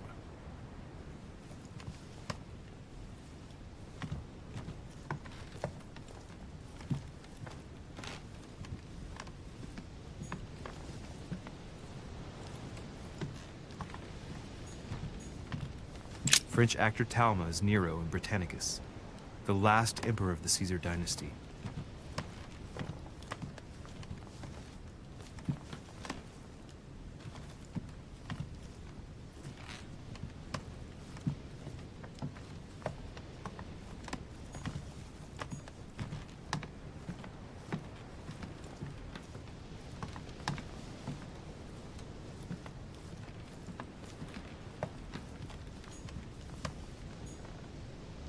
My dearest son.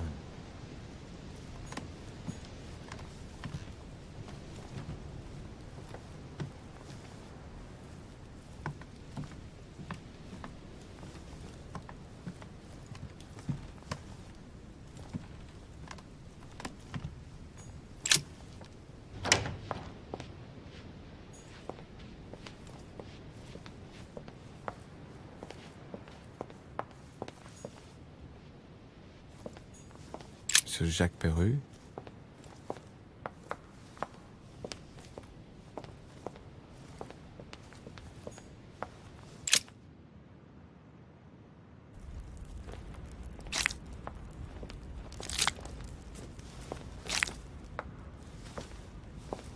Excuse me, Monsieur de Riche.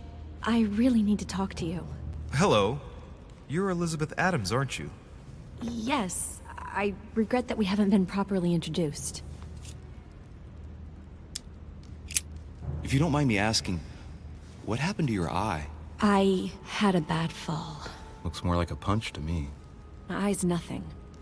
Last night, I found out that your mother was on the island. What are you doing here?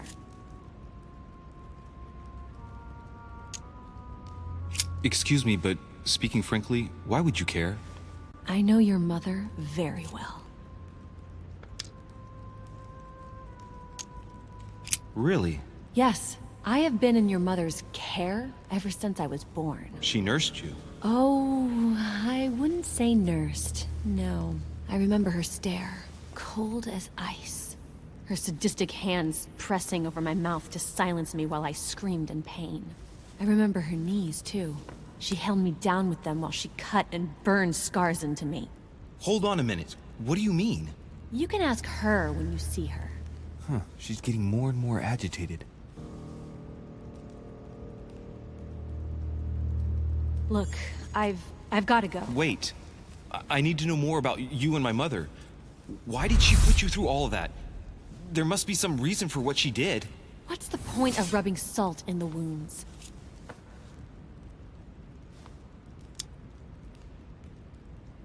You're right, I don't want this conversation to turn into an interrogation. You've suffered enough already. I respect your silence. Please excuse me. Well, thank you. I know your little game. You're no different from the rest of them. You couldn't give a damn about me. The only thing you're interested in is finding out about your mother. Don't say that. Not everyone wants to use you. Some people care about you, don't they? Haven't you got a sister? Yes.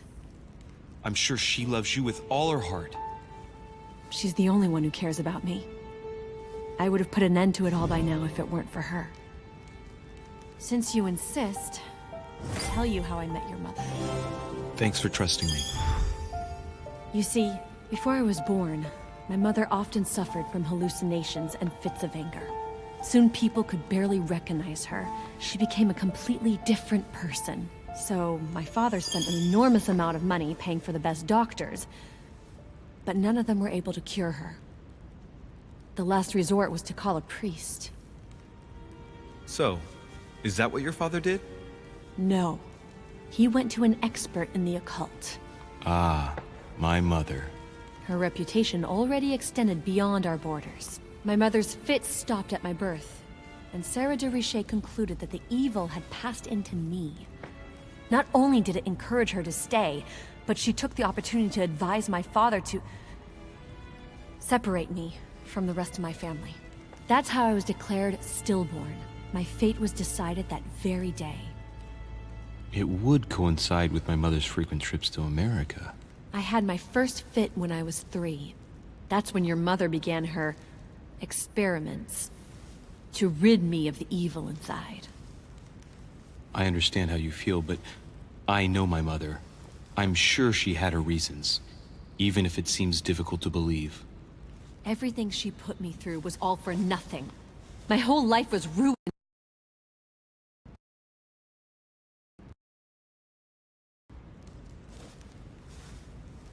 So what brings you here then? My father used to know Sir Holm. He offered to introduce me to the world's leading authority in the occult. Lord Mortimer. He was my last hope. Until I found out he had also invited your mother. It's got to be a coincidence. I don't believe for a second she's coming for you. You can't change my mind about this, Louis. My days are numbered, and I know it.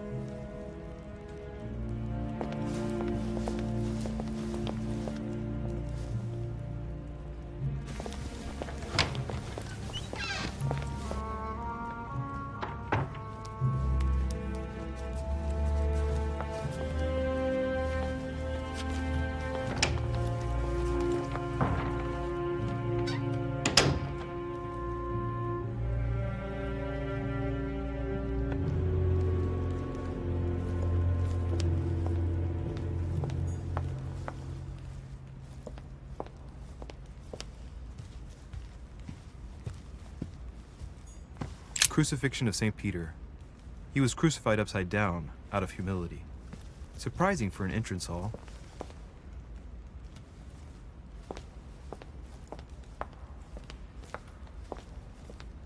Saturn devouring his son. Good God, how awful. Everything in this painting is disturbing. It's the first time I've seen brushstrokes like this. What can I do for you, sir? I am at your service, day and night, sir.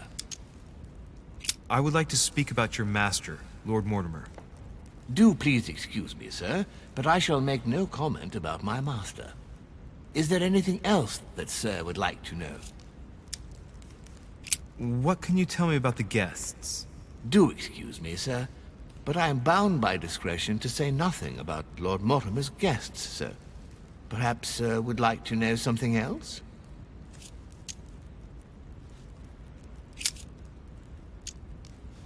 Yes. Can you briefly describe the ground floor, please? Very well, sir. On the ground floor, there are mainly living rooms. Sir finds himself at present in the Grand Hall. From the Grand Hall, Sir can access, on one side, the small salon, where the guests like to relax with a good book. From there, Sir can access the conference room, which is closed at present for preparations. That is where Lord Mortimer likes to gather all of his guests for talks. From the other side of the Grand Hall, Sir may access the dining room. That is where Sir's meals will be served. From the dining room, Sir may benefit from an exceptional view overlooking the island. It is also the best way to access the portrait gallery, where a large part of Lord Mortimer's works are exhibited. And in the gallery, Sir will also find access to the garden.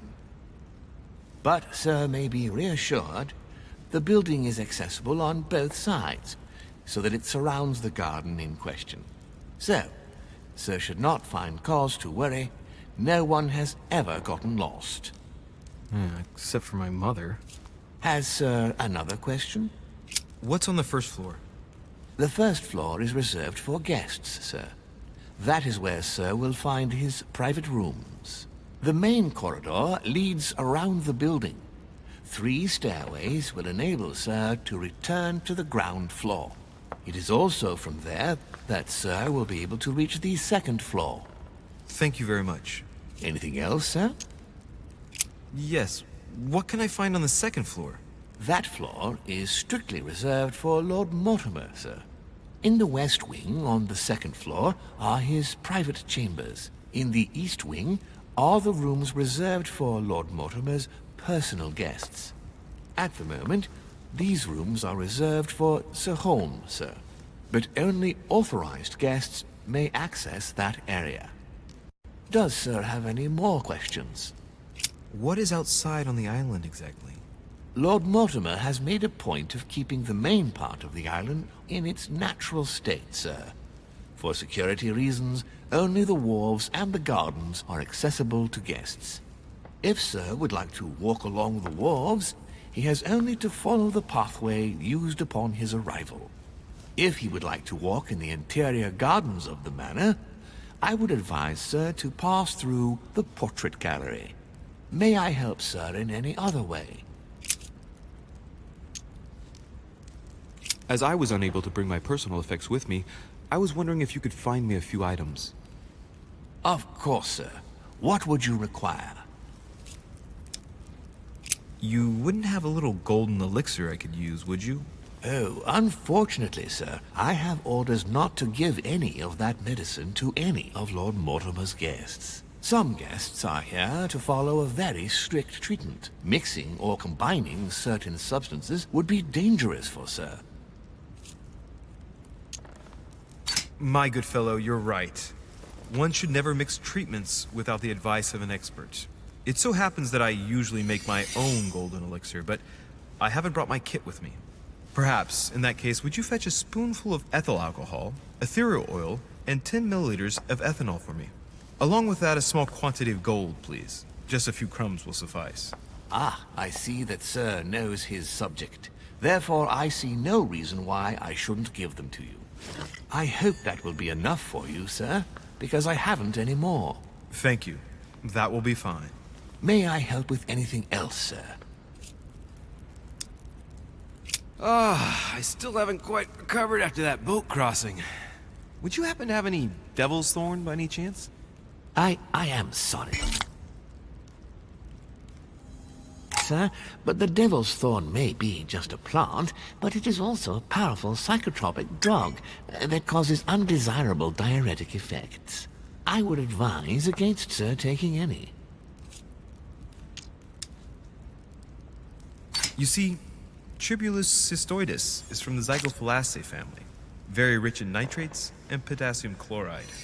It was used in India 700 years before Christ, my good fellow, and I know nothing better to perk you up. Oh, as Sir wishes. Here is the herb, sir. May I help you in anything else, sir? What's that book you're hiding in your jacket? The Sorrows of Young Werther by Goethe, sir. And I am not hiding it. Hand it to me, please. It is damaged, sir. I would never dare lend Sir a book in such a pitiful state, sir. I took it to restore. Hang on, but it's mine. Beg pardon, sir? It's my book. I'm telling you, it's my book. With all due respect, sir, I hope sir will understand that I have doubts. You see, I found it in Lord Mortimer's library. Huh, there you are then. That's exactly where I left it. I am quite put out, sir. I don't know what to say. In that case, I suggest you say nothing and hand it over. But I... Now! But sir, I... Very well, sir. Here you are. May sir take good care of it. It is damaged. And you've damaged it as well? Well, bravo. Bravo. No, I didn't do anything. It wasn't me, sir. Say pardon. Pardon me, sir. Very good. There were some other things I wanted to go over with you. A little Carmelite water would do me a lot of good. Could you find me some, please? Oh, the tonics are under lock and key, sir. Lord Mortimer only allows access to them in cases of emergency.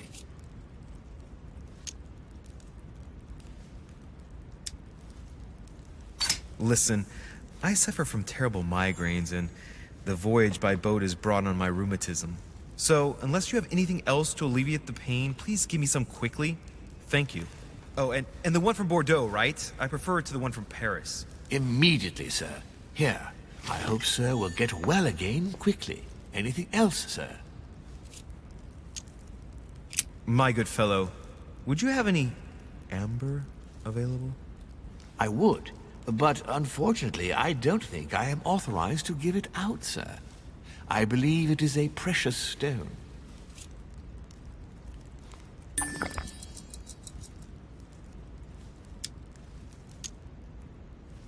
Well, no point in lying, you know. I know full well you haven't got any. I would never think of lying, sir. I don't believe I am authorized to give it away, that is all. Amber? Here? I'd be surprised. Yet I assure you, sir... No, you're pulling my leg. I don't believe you. I wouldn't dare to joke with, sir. Yeah, sure. You're just leading me on. I dare you to show it to me, if you really have some. Well, then, sir, here is a piece. Ah, right. Well, I'm impressed. Can you lend it to me for a minute? Of course, sir. Here. Wow. I can hardly believe it.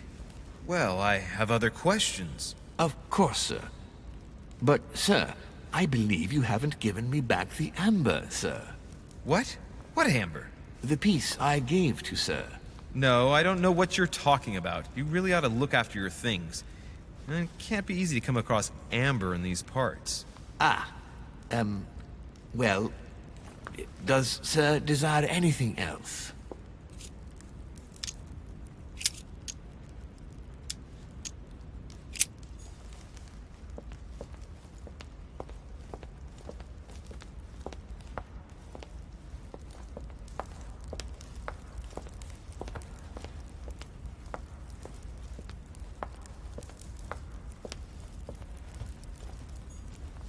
Golden elixir. Consume without excess.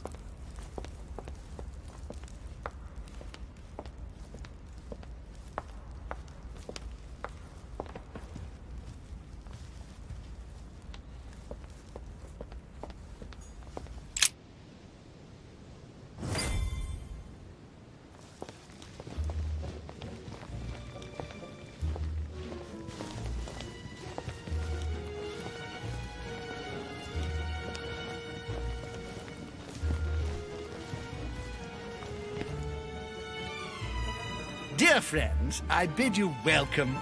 I hope the night was not too short. Your Eminence, Duchess, Monsieur de Riche, allow me to introduce our new guests. They arrived during the night. Johann Christoph von Wollner, Minister of Religious Affairs and close aide of Frederick William II, King of Prussia. Napoleon Bonaparte, Lieutenant of the French Revolutionary Army. And Jacques Peroux, French Revolutionary Tribunal Judge. Unfortunately, my friends, Lord Mortimer will not be joining us this morning, but he should be with us later. So, let us begin. What is Mortimer playing at? He tells me to come urgently and he sends no one to meet me? That's right. Seer can do wonders. Impossible. I'm joking. Certainly No. Peru looks totally out of place here. And you, sir? He's counting the 10 sets of cutlery around each plate. The man is completely lost. Thank you again for the wine, Your Eminence. It is served every day at the king's table. I am delighted to hear it. Volner and Piaggi seem to be getting along well. Of course. Yes, that's it. Very funny, sir. Please feel at home. My dear Johann, how are you? Glad to make landfall at last. And yourself. Very well. And your husband? He's poorly. The French Revolution gives him terrible headaches. Oh, I understand. I shall feel better too, as soon as the situation is settled. If by chance the French crisis is emulated in Berlin, there will always be a refuge for you in London, my dear. Your offer does you honor, Emily. But London is much closer to Paris than Berlin. Beware. The French are capable of sailing up the Thames straight to the Houses of Parliament. Oh, my friend, I am shaking in my clogs. Oh. We have that down. Is the wine to your liking? Very much so, Sir Gregory. Such complexity. Typically French. A Sauterne, isn't it? Absolutely. If I'm not mistaken, this is not Lord Mortimer's favorite wine. It is yours. In his absence, I have taken the liberty of making a slight deviation from the rule. But I count on your discretion. Don't worry, I appreciate the same grape varieties as you. I remember the last time we tasted that nectar here at this table. The finest minds of the century were present. And the last time we drank it, the orphanage in Bloomsbury was still in ruins. Would you repeat that? Oh, well, I put some small effort into the works. The orphanage reopened just before Christmas. The bedrooms, washrooms, and the classrooms had all been refurbished. I don't know what to say. You have given the girls a wonderful Christmas gift. Thank you. I made a promise. Now it is done.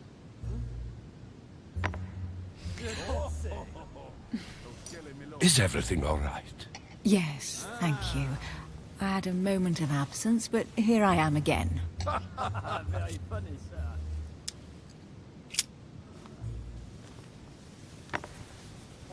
What do you think of Volner? The Prussian king is his puppet. I find it hard to believe the king of Prussia is so weak. Be careful. Volner is as influential as he is dangerous. You seem to know each other well.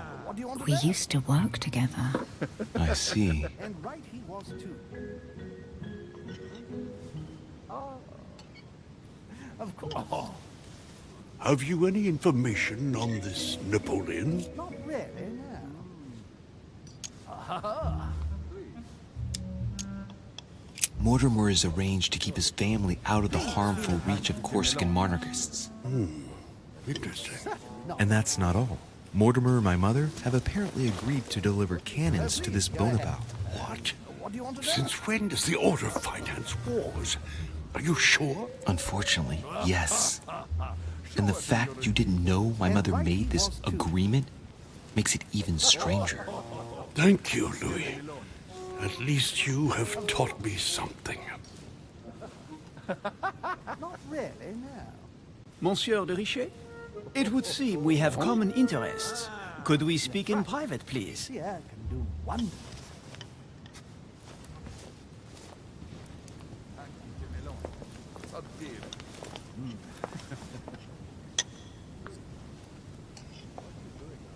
Lord Mortimer and the Golden Order, through your mother, have concluded a financial agreement. Stay composed, Louis.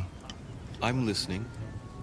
An agreement for cannons. Lord Mortimer assured me that you are to take over the project on behalf of your mother.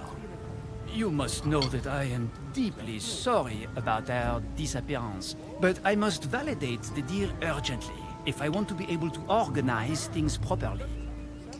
I haven't seen Lord Mortimer yet. I'm afraid I'll be unable to answer your questions. He assured me that you could replace your mother during her absence. I appreciate his confidence, but still, this is a bit hasty. But please continue. Of course, but I need to know if I can count you among my allies. Well, of course. And for that, I have a little question for you. The agreement stipulates an aid of 50,000 louis d'or for 200 cannon. Surely such an amount will buy twice as many cannons. Don't try to pull a fast one on me. We're both young, but we are not naive. Please don't be offended. I just wanted to make sure you knew what you were talking about. And I am reassured. I have one last question I would like to pose to you. We don't know each other yet, you and I. And I need to make sure that we both share the same vision for the future of France. Given the hard times that have befallen our beautiful country, what do you think it would take to restore its luster? I think what France is lacking today is a truly strong leader ready to govern her. Someone who will restore her luster, who will propel her forward so once again she becomes a proud nation respected by all. A man capable of both rebuilding the country from the inside and, at the same time, developing exterior relations. Someone with a vision, I think. The right person still remains to be found. You're right, my friend. I hear your words, and I agree. Monsieur de Riche, I am reassured. I am very happy to have met you. Lord Mortimer was right to put his trust in you. I hope to work with you in the very near future. I would like to thank you for your support by offering you this humble little gift. Reflections on the Revolution in France. Monsieur Bonaparte, I thank you for this gesture, and please know that I, too, am delighted to have met you. My friends, I would like to say a few words, please. I would like to thank Lord Mortimer, and you, Sir Holm, for bringing us all together here. Those of us for whom it is not the first time here, like me, are all trembling in sweet anticipation of the arrival of our host. For the rest, I would like to reassure you that Lord Mortimer always has a few surprising projects to propose. But I can assure you that each and every one of us has always benefited from them. The last time I came to this place, Lord Mortimer offered to help me in my electoral campaign for the presidency of the United States. And it is imminently clear that his support was an invaluable aid to us. We are here among like-minded people. So let us put aside the conflicts in which some of our nations find themselves at present. So I raise my glass in honor of you all, my new and old friends. I trust you shall not be disappointed, Mr. Washington.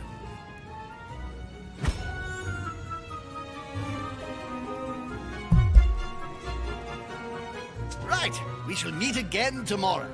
All the guests will be present, as well as Lord Mortimer, I hope. Until then, I trust you will find plenty to keep you amused.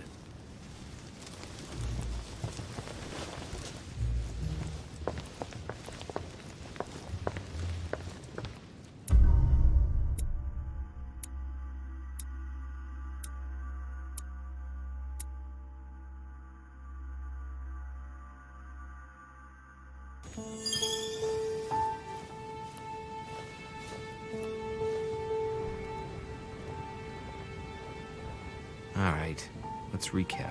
Before dinner, I was going to investigate my mother's message. I've got to find the place where all eyes size you up.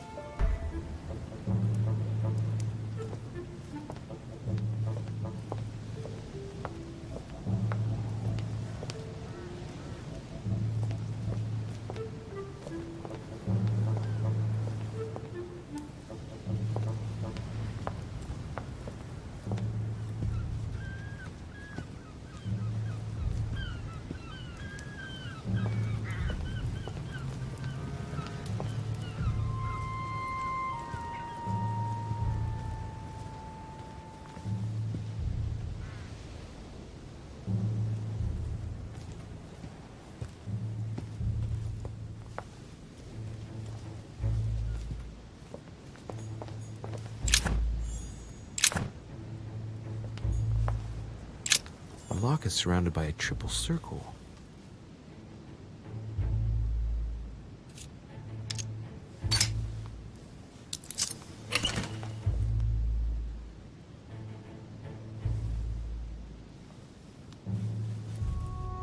All right. I've retrieved everything. Circe.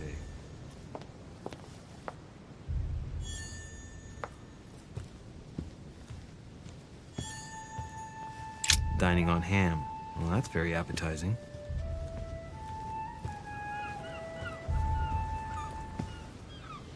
Well, Your Eminence, do you still have any room left? Ah, my son, this sin of gluttony is the most difficult of all in my eyes. Nevertheless, what a charming moment we have had together. I'm delighted I was able to talk to Mr. von Wollner. We hadn't spoken to each other for an eternity. Yes. I noticed that Your Eminence knew a fair number of people at the table. The benefit of age, my son. This isn't my first invitation to Lord Mortimer. You will see, it's the perfect place to make new friends. Indeed, I noticed that you and Mr. Bonaparte had already begun. Ah, I adapt quickly to local customs. It's what I was taught. And you are right to do so, my son. But tell me, have you had any news of your mother since your arrival? Alas, still nothing, Your Eminence. But I still haven't been able to meet Lord Mortimer. Do not worry. It is typical of him. What can I say? Lord Mortimer is a very busy man. I should think you are beginning to worry. Well, I must admit, Your Eminence, indeed it does worry me. I understand. But continue to have faith in Sara. You'll see, I'm sure, that in a few days we'll all be laughing together. That's all I hope for, Your Eminence. But while I have you with me, I have a question for you. Well, go ahead, Louis. What can I do for you?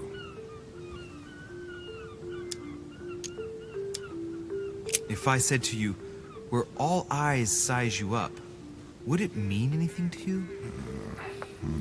I don't know if it's the place you're looking for, Louis, but it makes me think of the portrait gallery. There's a gallery here? Can you tell me where to find it, please? Of course. Just go through the door at the end. It will lead into the library. Continue all the way through, and you'll end up in the gallery. You'll see it, Louis. When you get there, you'll know. Thank you very much, Your Eminence. On that last word, then, I shall leave you to fight your demons.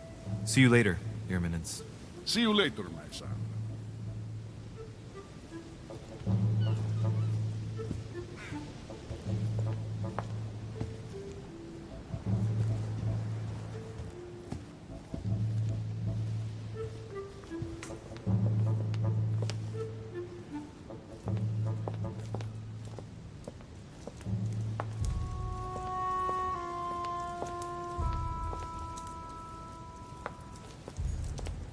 Romney painted Lady Hamilton as Circe. Circe preparing wine. What better trap for Ulysses? Discourse on the Method by Descartes. This book changed the way I looked at the world.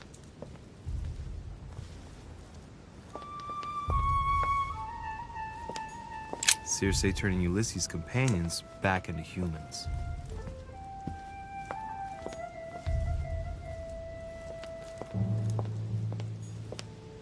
The Conversion of Ulysses by Gurs. Circe changing Ulysses' companions into swines.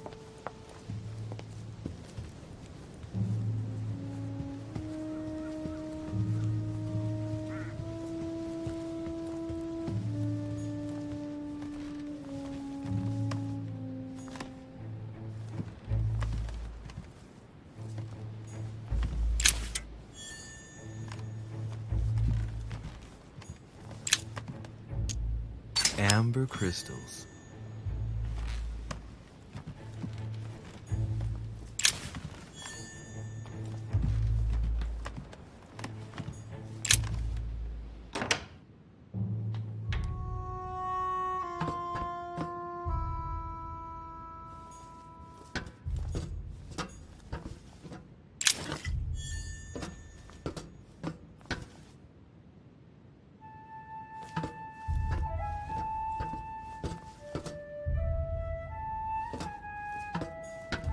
Atrus, the Miller brothers.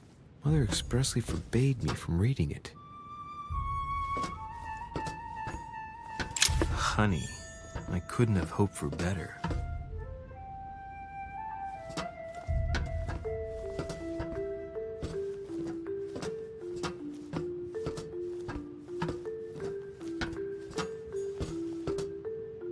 A few pages out of an old encyclopedia.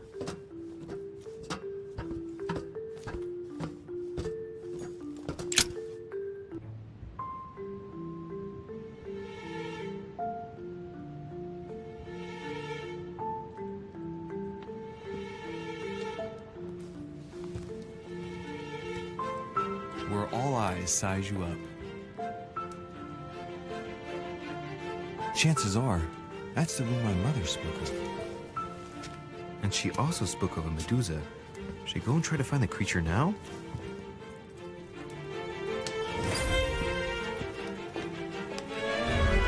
Allegory regarding the declaration of the rights of men. That's the least you could say.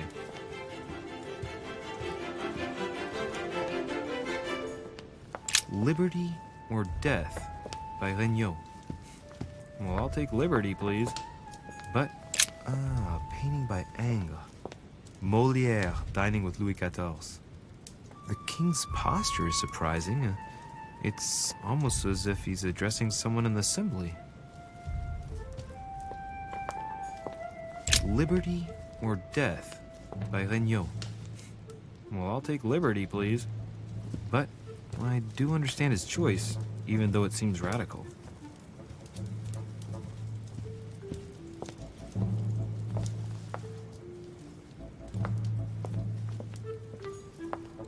Celia. That name means nothing to me.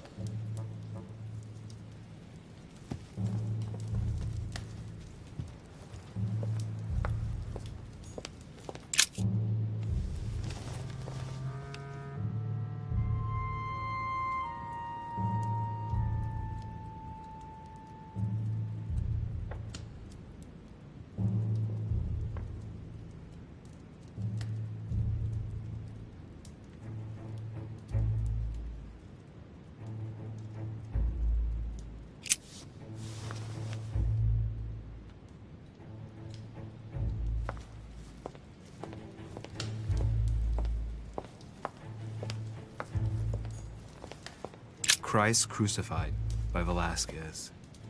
Look, someone's left a note there. Reserved for the Duke of Alcudia.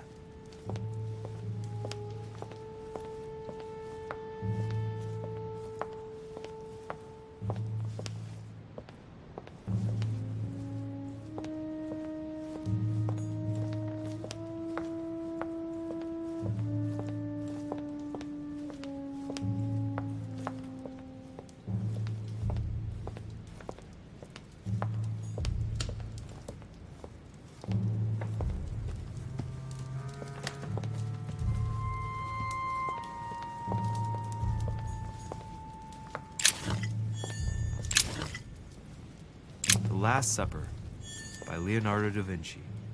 The last day before his crucifixion, Jesus announces that he will be betrayed by one of his disciples.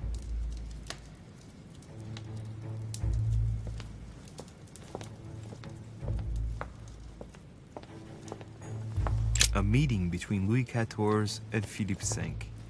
I wonder why Mortimer's particularly fond of this painting. The Company by Rembrandt.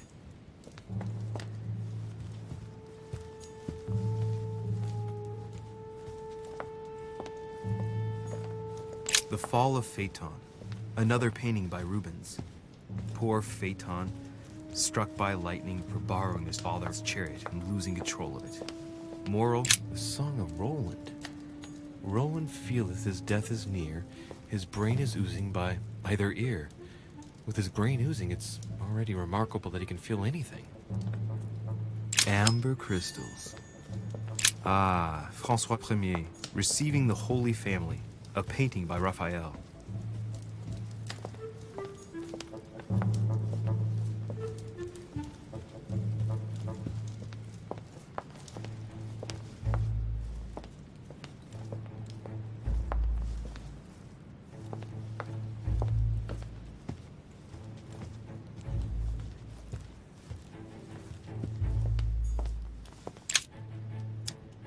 devil's thorn. I'll keep it.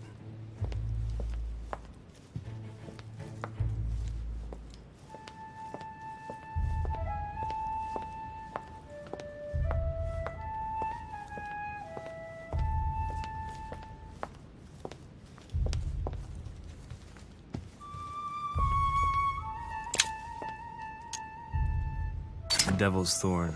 I'll keep it.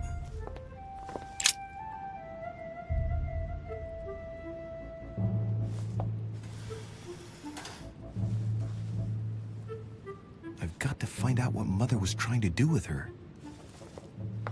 The Medusa. A hero armed with a sword? A hero with a lantern. And the last one holding a shield. I'll stake my life on it. All the statues form a single scene together. The poor devils are about to face the beast. Let's give them a helping hand.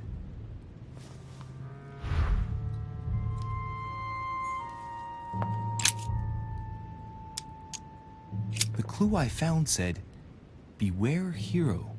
The beast always charges the best protected. That is its weakness." That's the key. The best protected hero is the one holding the shield. Thank you, Mother.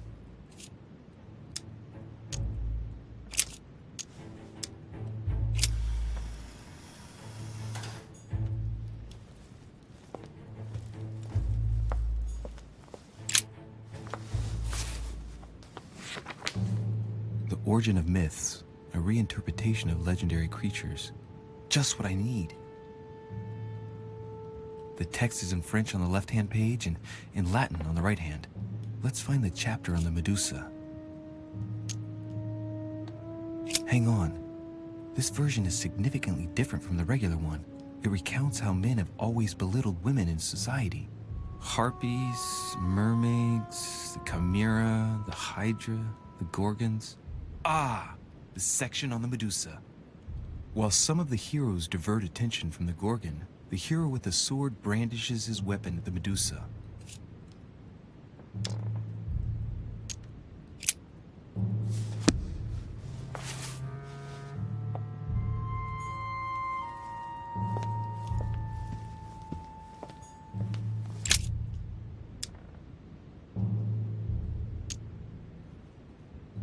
Let's think.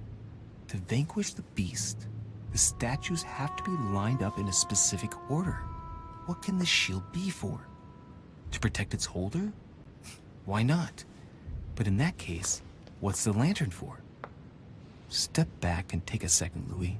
Be logical, but open-minded. Think outside the box. Nobody said a statue has to have only one use. I wonder if the lantern was to distract the Medusa. This shield can both protect the holder and also reflect the light from the lantern to distract the beast. In other words, I'll have to make an angle of 90 degrees between the lantern and the Medusa by turning the shield to face the sword. If Mortimer's the one who thought of all this stuff, then honestly, he must have a screw loose. Crazy idea, but worth a shot.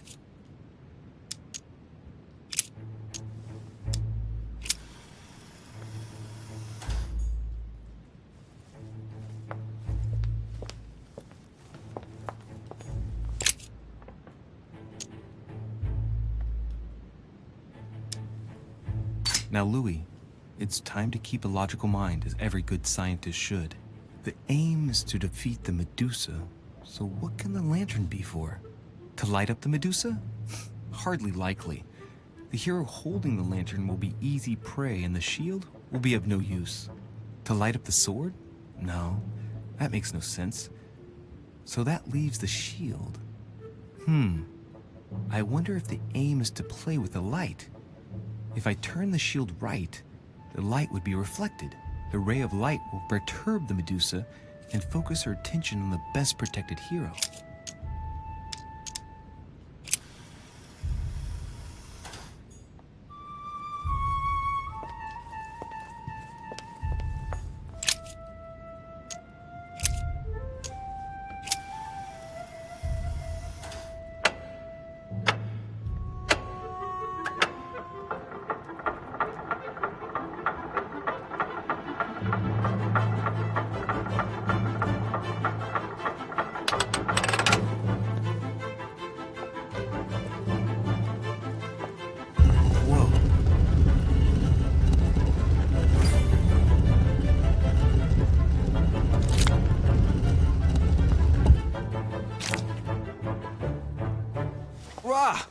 For Pete's sake, Emily! You scared the pants off me. Don't ever do that again. Well, keep your nose out of my business then. I don't know what you're talking about. First my room, now here. Stop following me, you're becoming a nuisance. Wait a minute. You're not implying that I'm here to court you, are you? Oh, Louis, I'm just stating the obvious. You wouldn't be the first, rest assured. Yeah, this is embarrassing. The worst thing is it seems to be working. Stop fooling around and tell me what you're doing here. I've discovered a hidden message from my mother. She explains how to find the secret room. Something must have attracted her here, so I've come to check it out. And you? What brings you here? My, you're curious. Let me guess. Go on then, impress me.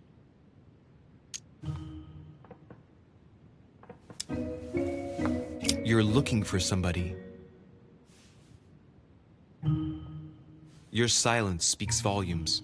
I must have got it right. And you will go to great lengths to find them. So, this person means a lot to you. Well, no matter. I'll tolerate your presence this one time. Now, since you're here, make yourself useful. Look around on your side. I'll do the same on mine. And if you find anything of interest, let me know. Oh yeah, in your dreams. At your service, madam.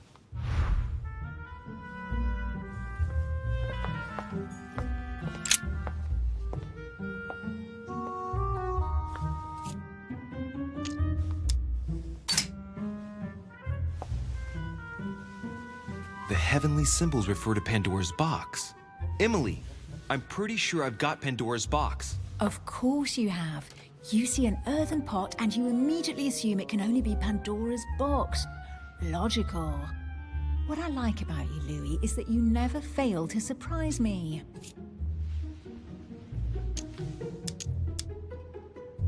Emily, what if I open the jar? Would that then make man responsible for all the evils? Try. It'll make a change. All right, can we move on now? I do love your irony, but honestly, are you ever impressed by anything you see? By a chamber pot? No, you really do need to do better than that.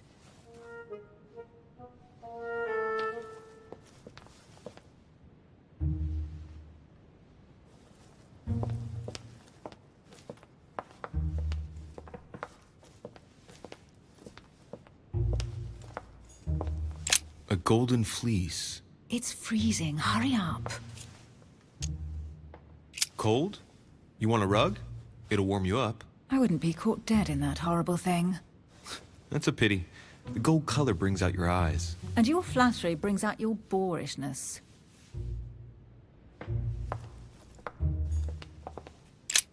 An unofficial gospel? You'd be more likely to find this kind of book at the Vatican. Nothing special. The library at Buckingham has 3.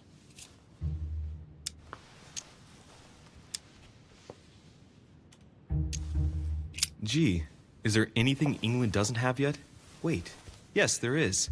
The United States. Well, not yet. Besides, as far as I know, they don't speak French in the United States.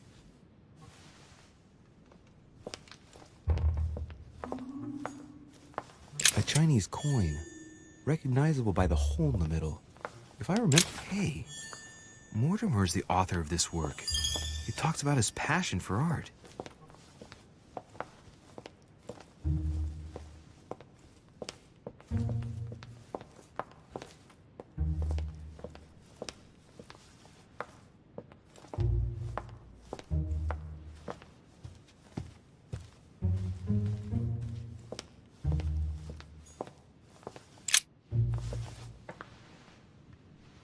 Guess what I found?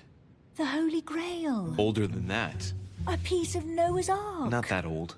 This could go on for hours. Just tell me. Caesar's laurel wreath. Stop! Don't put your grubby fat fingers on it. You find my fingers fat? At least put on some gloves. Please note, my fingers are slim. You were going to leave marks. My God, what an amateur. Many a harpsichord players would love to have sexy fingers like mine. Tell me where you took your infiltration classes so I can have your tutor executed. Let's compare hands then. We'll soon see whose fingers are fattest. No, I'm not going to compare hands with you. Let's just keep going. Bad loser.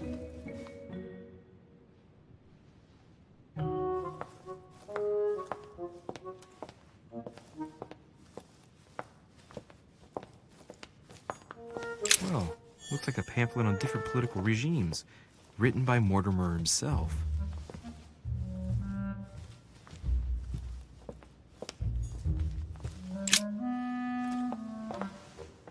You should see this sword, Emily. It's magnificent. I'm busy. Describe it to me.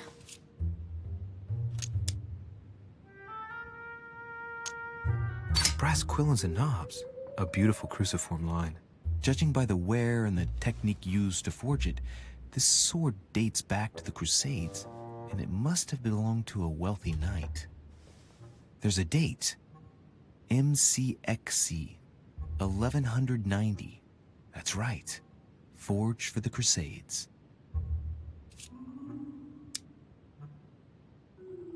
I think it's the sword of Genghis Khan. Brush up on your classics. Asian weapons are definitely not this shape. All the swords forged in Asia don't necessarily have a curved blade. Are you blind? It's a thrusting saber, a pure product of the West. When you don't get the last word, your repartee goes all aggressive. When you finished playing, maybe you can help me search the place?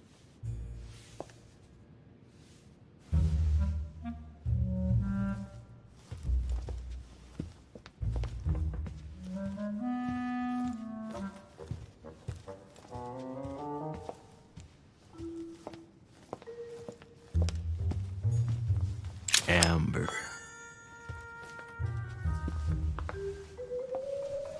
Here's something interesting. A manor in Maine, hundreds of acres of land in Catalonia, properties in Shanghai. Incredible. Some of these deeds are over 600 years old, and all signed by the hand of Mortimer. I wonder if that's what inspired my mother's attention. How come all these documents have Mortimer's signature on them? Do you think all these properties really belong to him?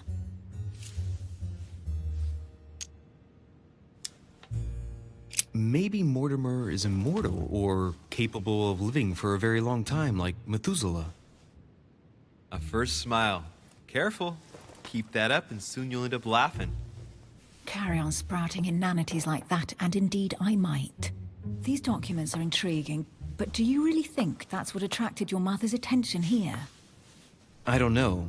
She was obsessed with Mortimer, and I must confess, these property deeds are troubling. If that's the case, why would she have left them?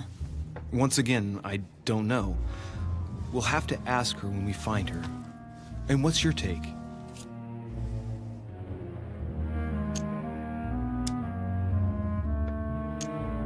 How did Lord Mortimer get all this? It's just crazy.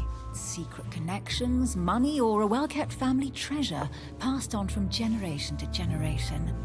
Who knows? That would mean some of Mortimer's ancestors lived before Jesus was born. I wonder why my mother didn't make it clear what she was interested in here. She didn't have time to write it down, or maybe she wasn't sure of what she was looking for. Or she wanted to protect her discoveries. It's disturbing. You'll just have to search the rest of the room. Maybe you'll find something.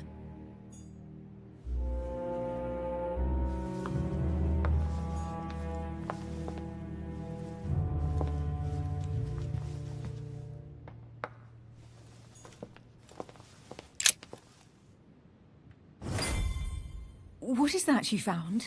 A cameo pendant. What's going on? Nothing. For crying out loud, Emily, you lunged for that jewel like your life depended on it. Tell me what this is about. No. I can't trust a man who sneaks into my room in the middle of the night. Are you really gonna use that against me every time we meet? It's difficult to pretend nothing happened. We just met, Louis. I like you, but I can't just suddenly open myself up like a book to you. Listen, Emily. It seems pretty obvious to me that you haven't come here for the sole purpose of sampling Mortimer's cellar. Stop all the clever evasions and just trust me. And why the hell should I place my trust in you, Louis? When are you going to understand that I just want to help you? What do you expect? that I'll fall into your arms and say yes to everything you want. What are you talking about? I'm only asking you to trust me a little. If only on principle, as a member of the Golden Order, for example. I'll admit you are fairly reliable. That's it? I was expecting more. Well, I'm prepared to trust you when it comes to choosing a French cheese, but I've nothing to gain by confiding in you any further than that. Nothing to gain? Damn it, Emily! I'm only trying to help you. Stop needing to gain something all the time. Because you think I need help? Just like everyone. You have your strengths and your weaknesses. And there's no use pretending otherwise. Ha! And I bet you found out where I'm weak, haven't you? You think your scathing wit protects you, but in fact, it makes you blind. No sooner have people introduced themselves than you already see them in a bad light. You play the part of a strong woman, and yes, you are a strong woman, of course, but what I see is a sensitive young lady who lacks self-confidence. Stop adopting a defensive posture, and you'll see just how quickly new doors will open. There is some truth to what you say. I might have some weaknesses, but I don't need your help to overcome them. And I'm simply not contemplating collaborating with anyone at this time. Do you understand? Yes, it's perfectly clear. You're already working. Ah, well spotted, Louis. I already have a work partner. I know my weaknesses. I don't doubt that your abilities will be of use to me, but I already have all that, thanks to my teammate.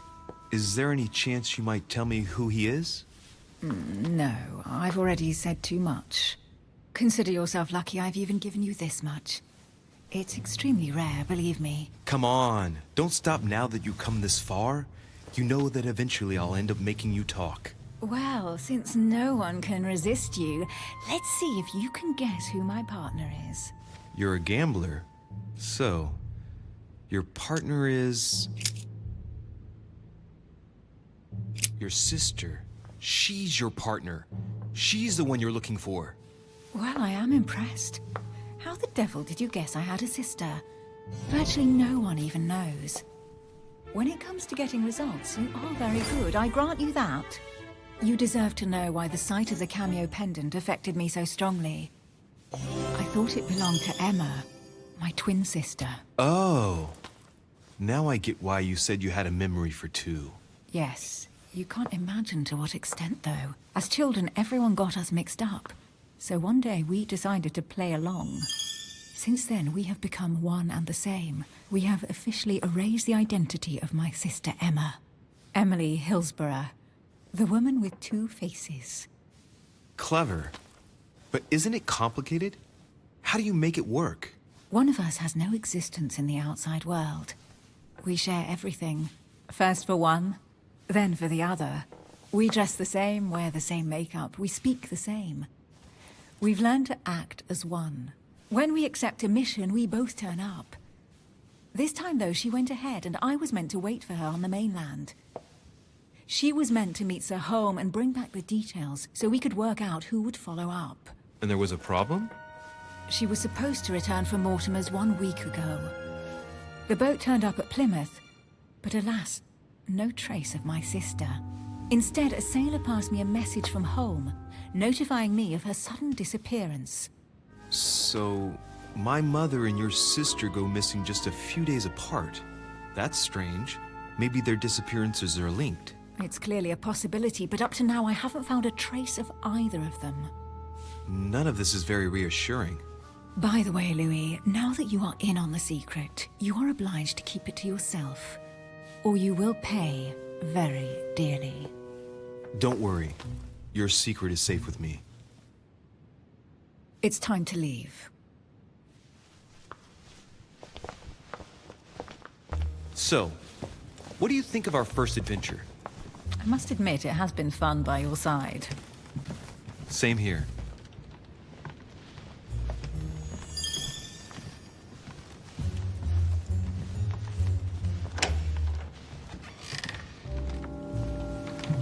Oh, she's been drinking too much again. Louis, I need to talk to you right now. Good evening, Elizabeth. Actually, this is not a good time. I'm begging you, please don't leave me alone. I'll be waiting for you in your room, but don't be late.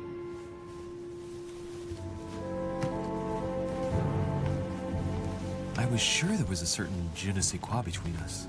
Louis, we need to talk now. Otherwise it'll be too late. Looks like Elizabeth really needs me, but if I start talking to her, for sure Emily won't wait for me. What should I do?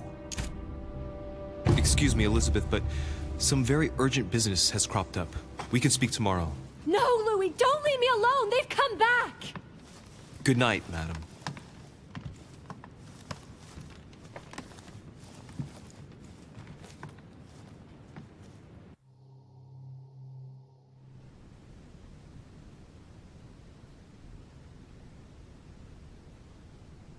Well, well, Louis, you took your sweet time.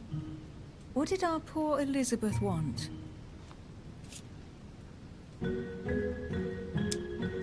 She probably wanted to chat more about my mother. Really? So Miss Adams is somehow linked to your mother? In a way, I guess she is. But I thought all of that could wait until tomorrow. That young girl seems very... Emily? Have I misunderstood something here? What are you doing in my room? And for a while now, the question has been nagging at me. And that explains why I now find you here, in my bed. Go ahead. Ask me the question that's been burning at your lips. I know your mother was here to meet someone, but I can't figure out who. Oh, so that's what's been hiding behind all this. We are both members of the Order, Louis. Let's try to be honest with each other. I have followed with great interest your affair in Paris, in connection with Mr. von Borchardt.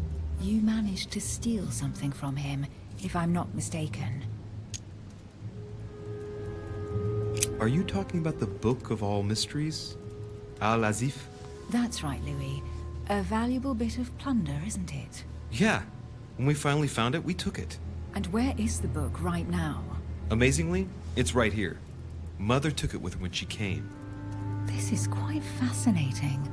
But just what did Sarah expect to accomplish here? My mother came here to find out who von Burchard planned on selling the book to. And did she find out? I have no idea, but I think she thought it would be someone invited to Mortimer's next party. You mean one of us here now? That's what I think. It wouldn't be you, by any chance. Unfortunately, no. I was planning to steal it myself. Thank you for all this information, Louis. Right, enough chatting. Come and join me instead.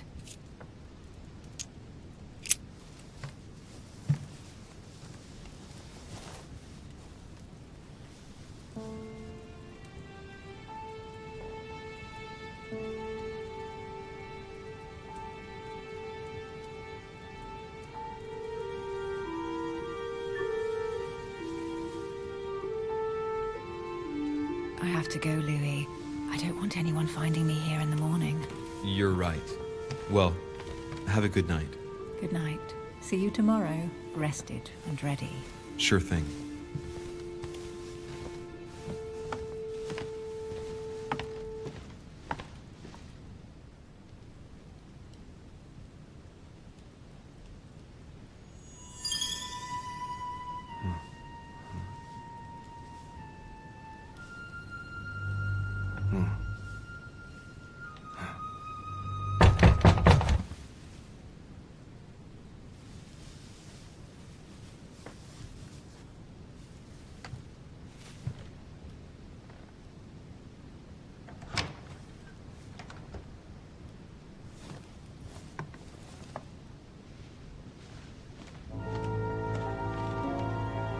Lord Mortimer? Monsieur de Riche, at last we meet.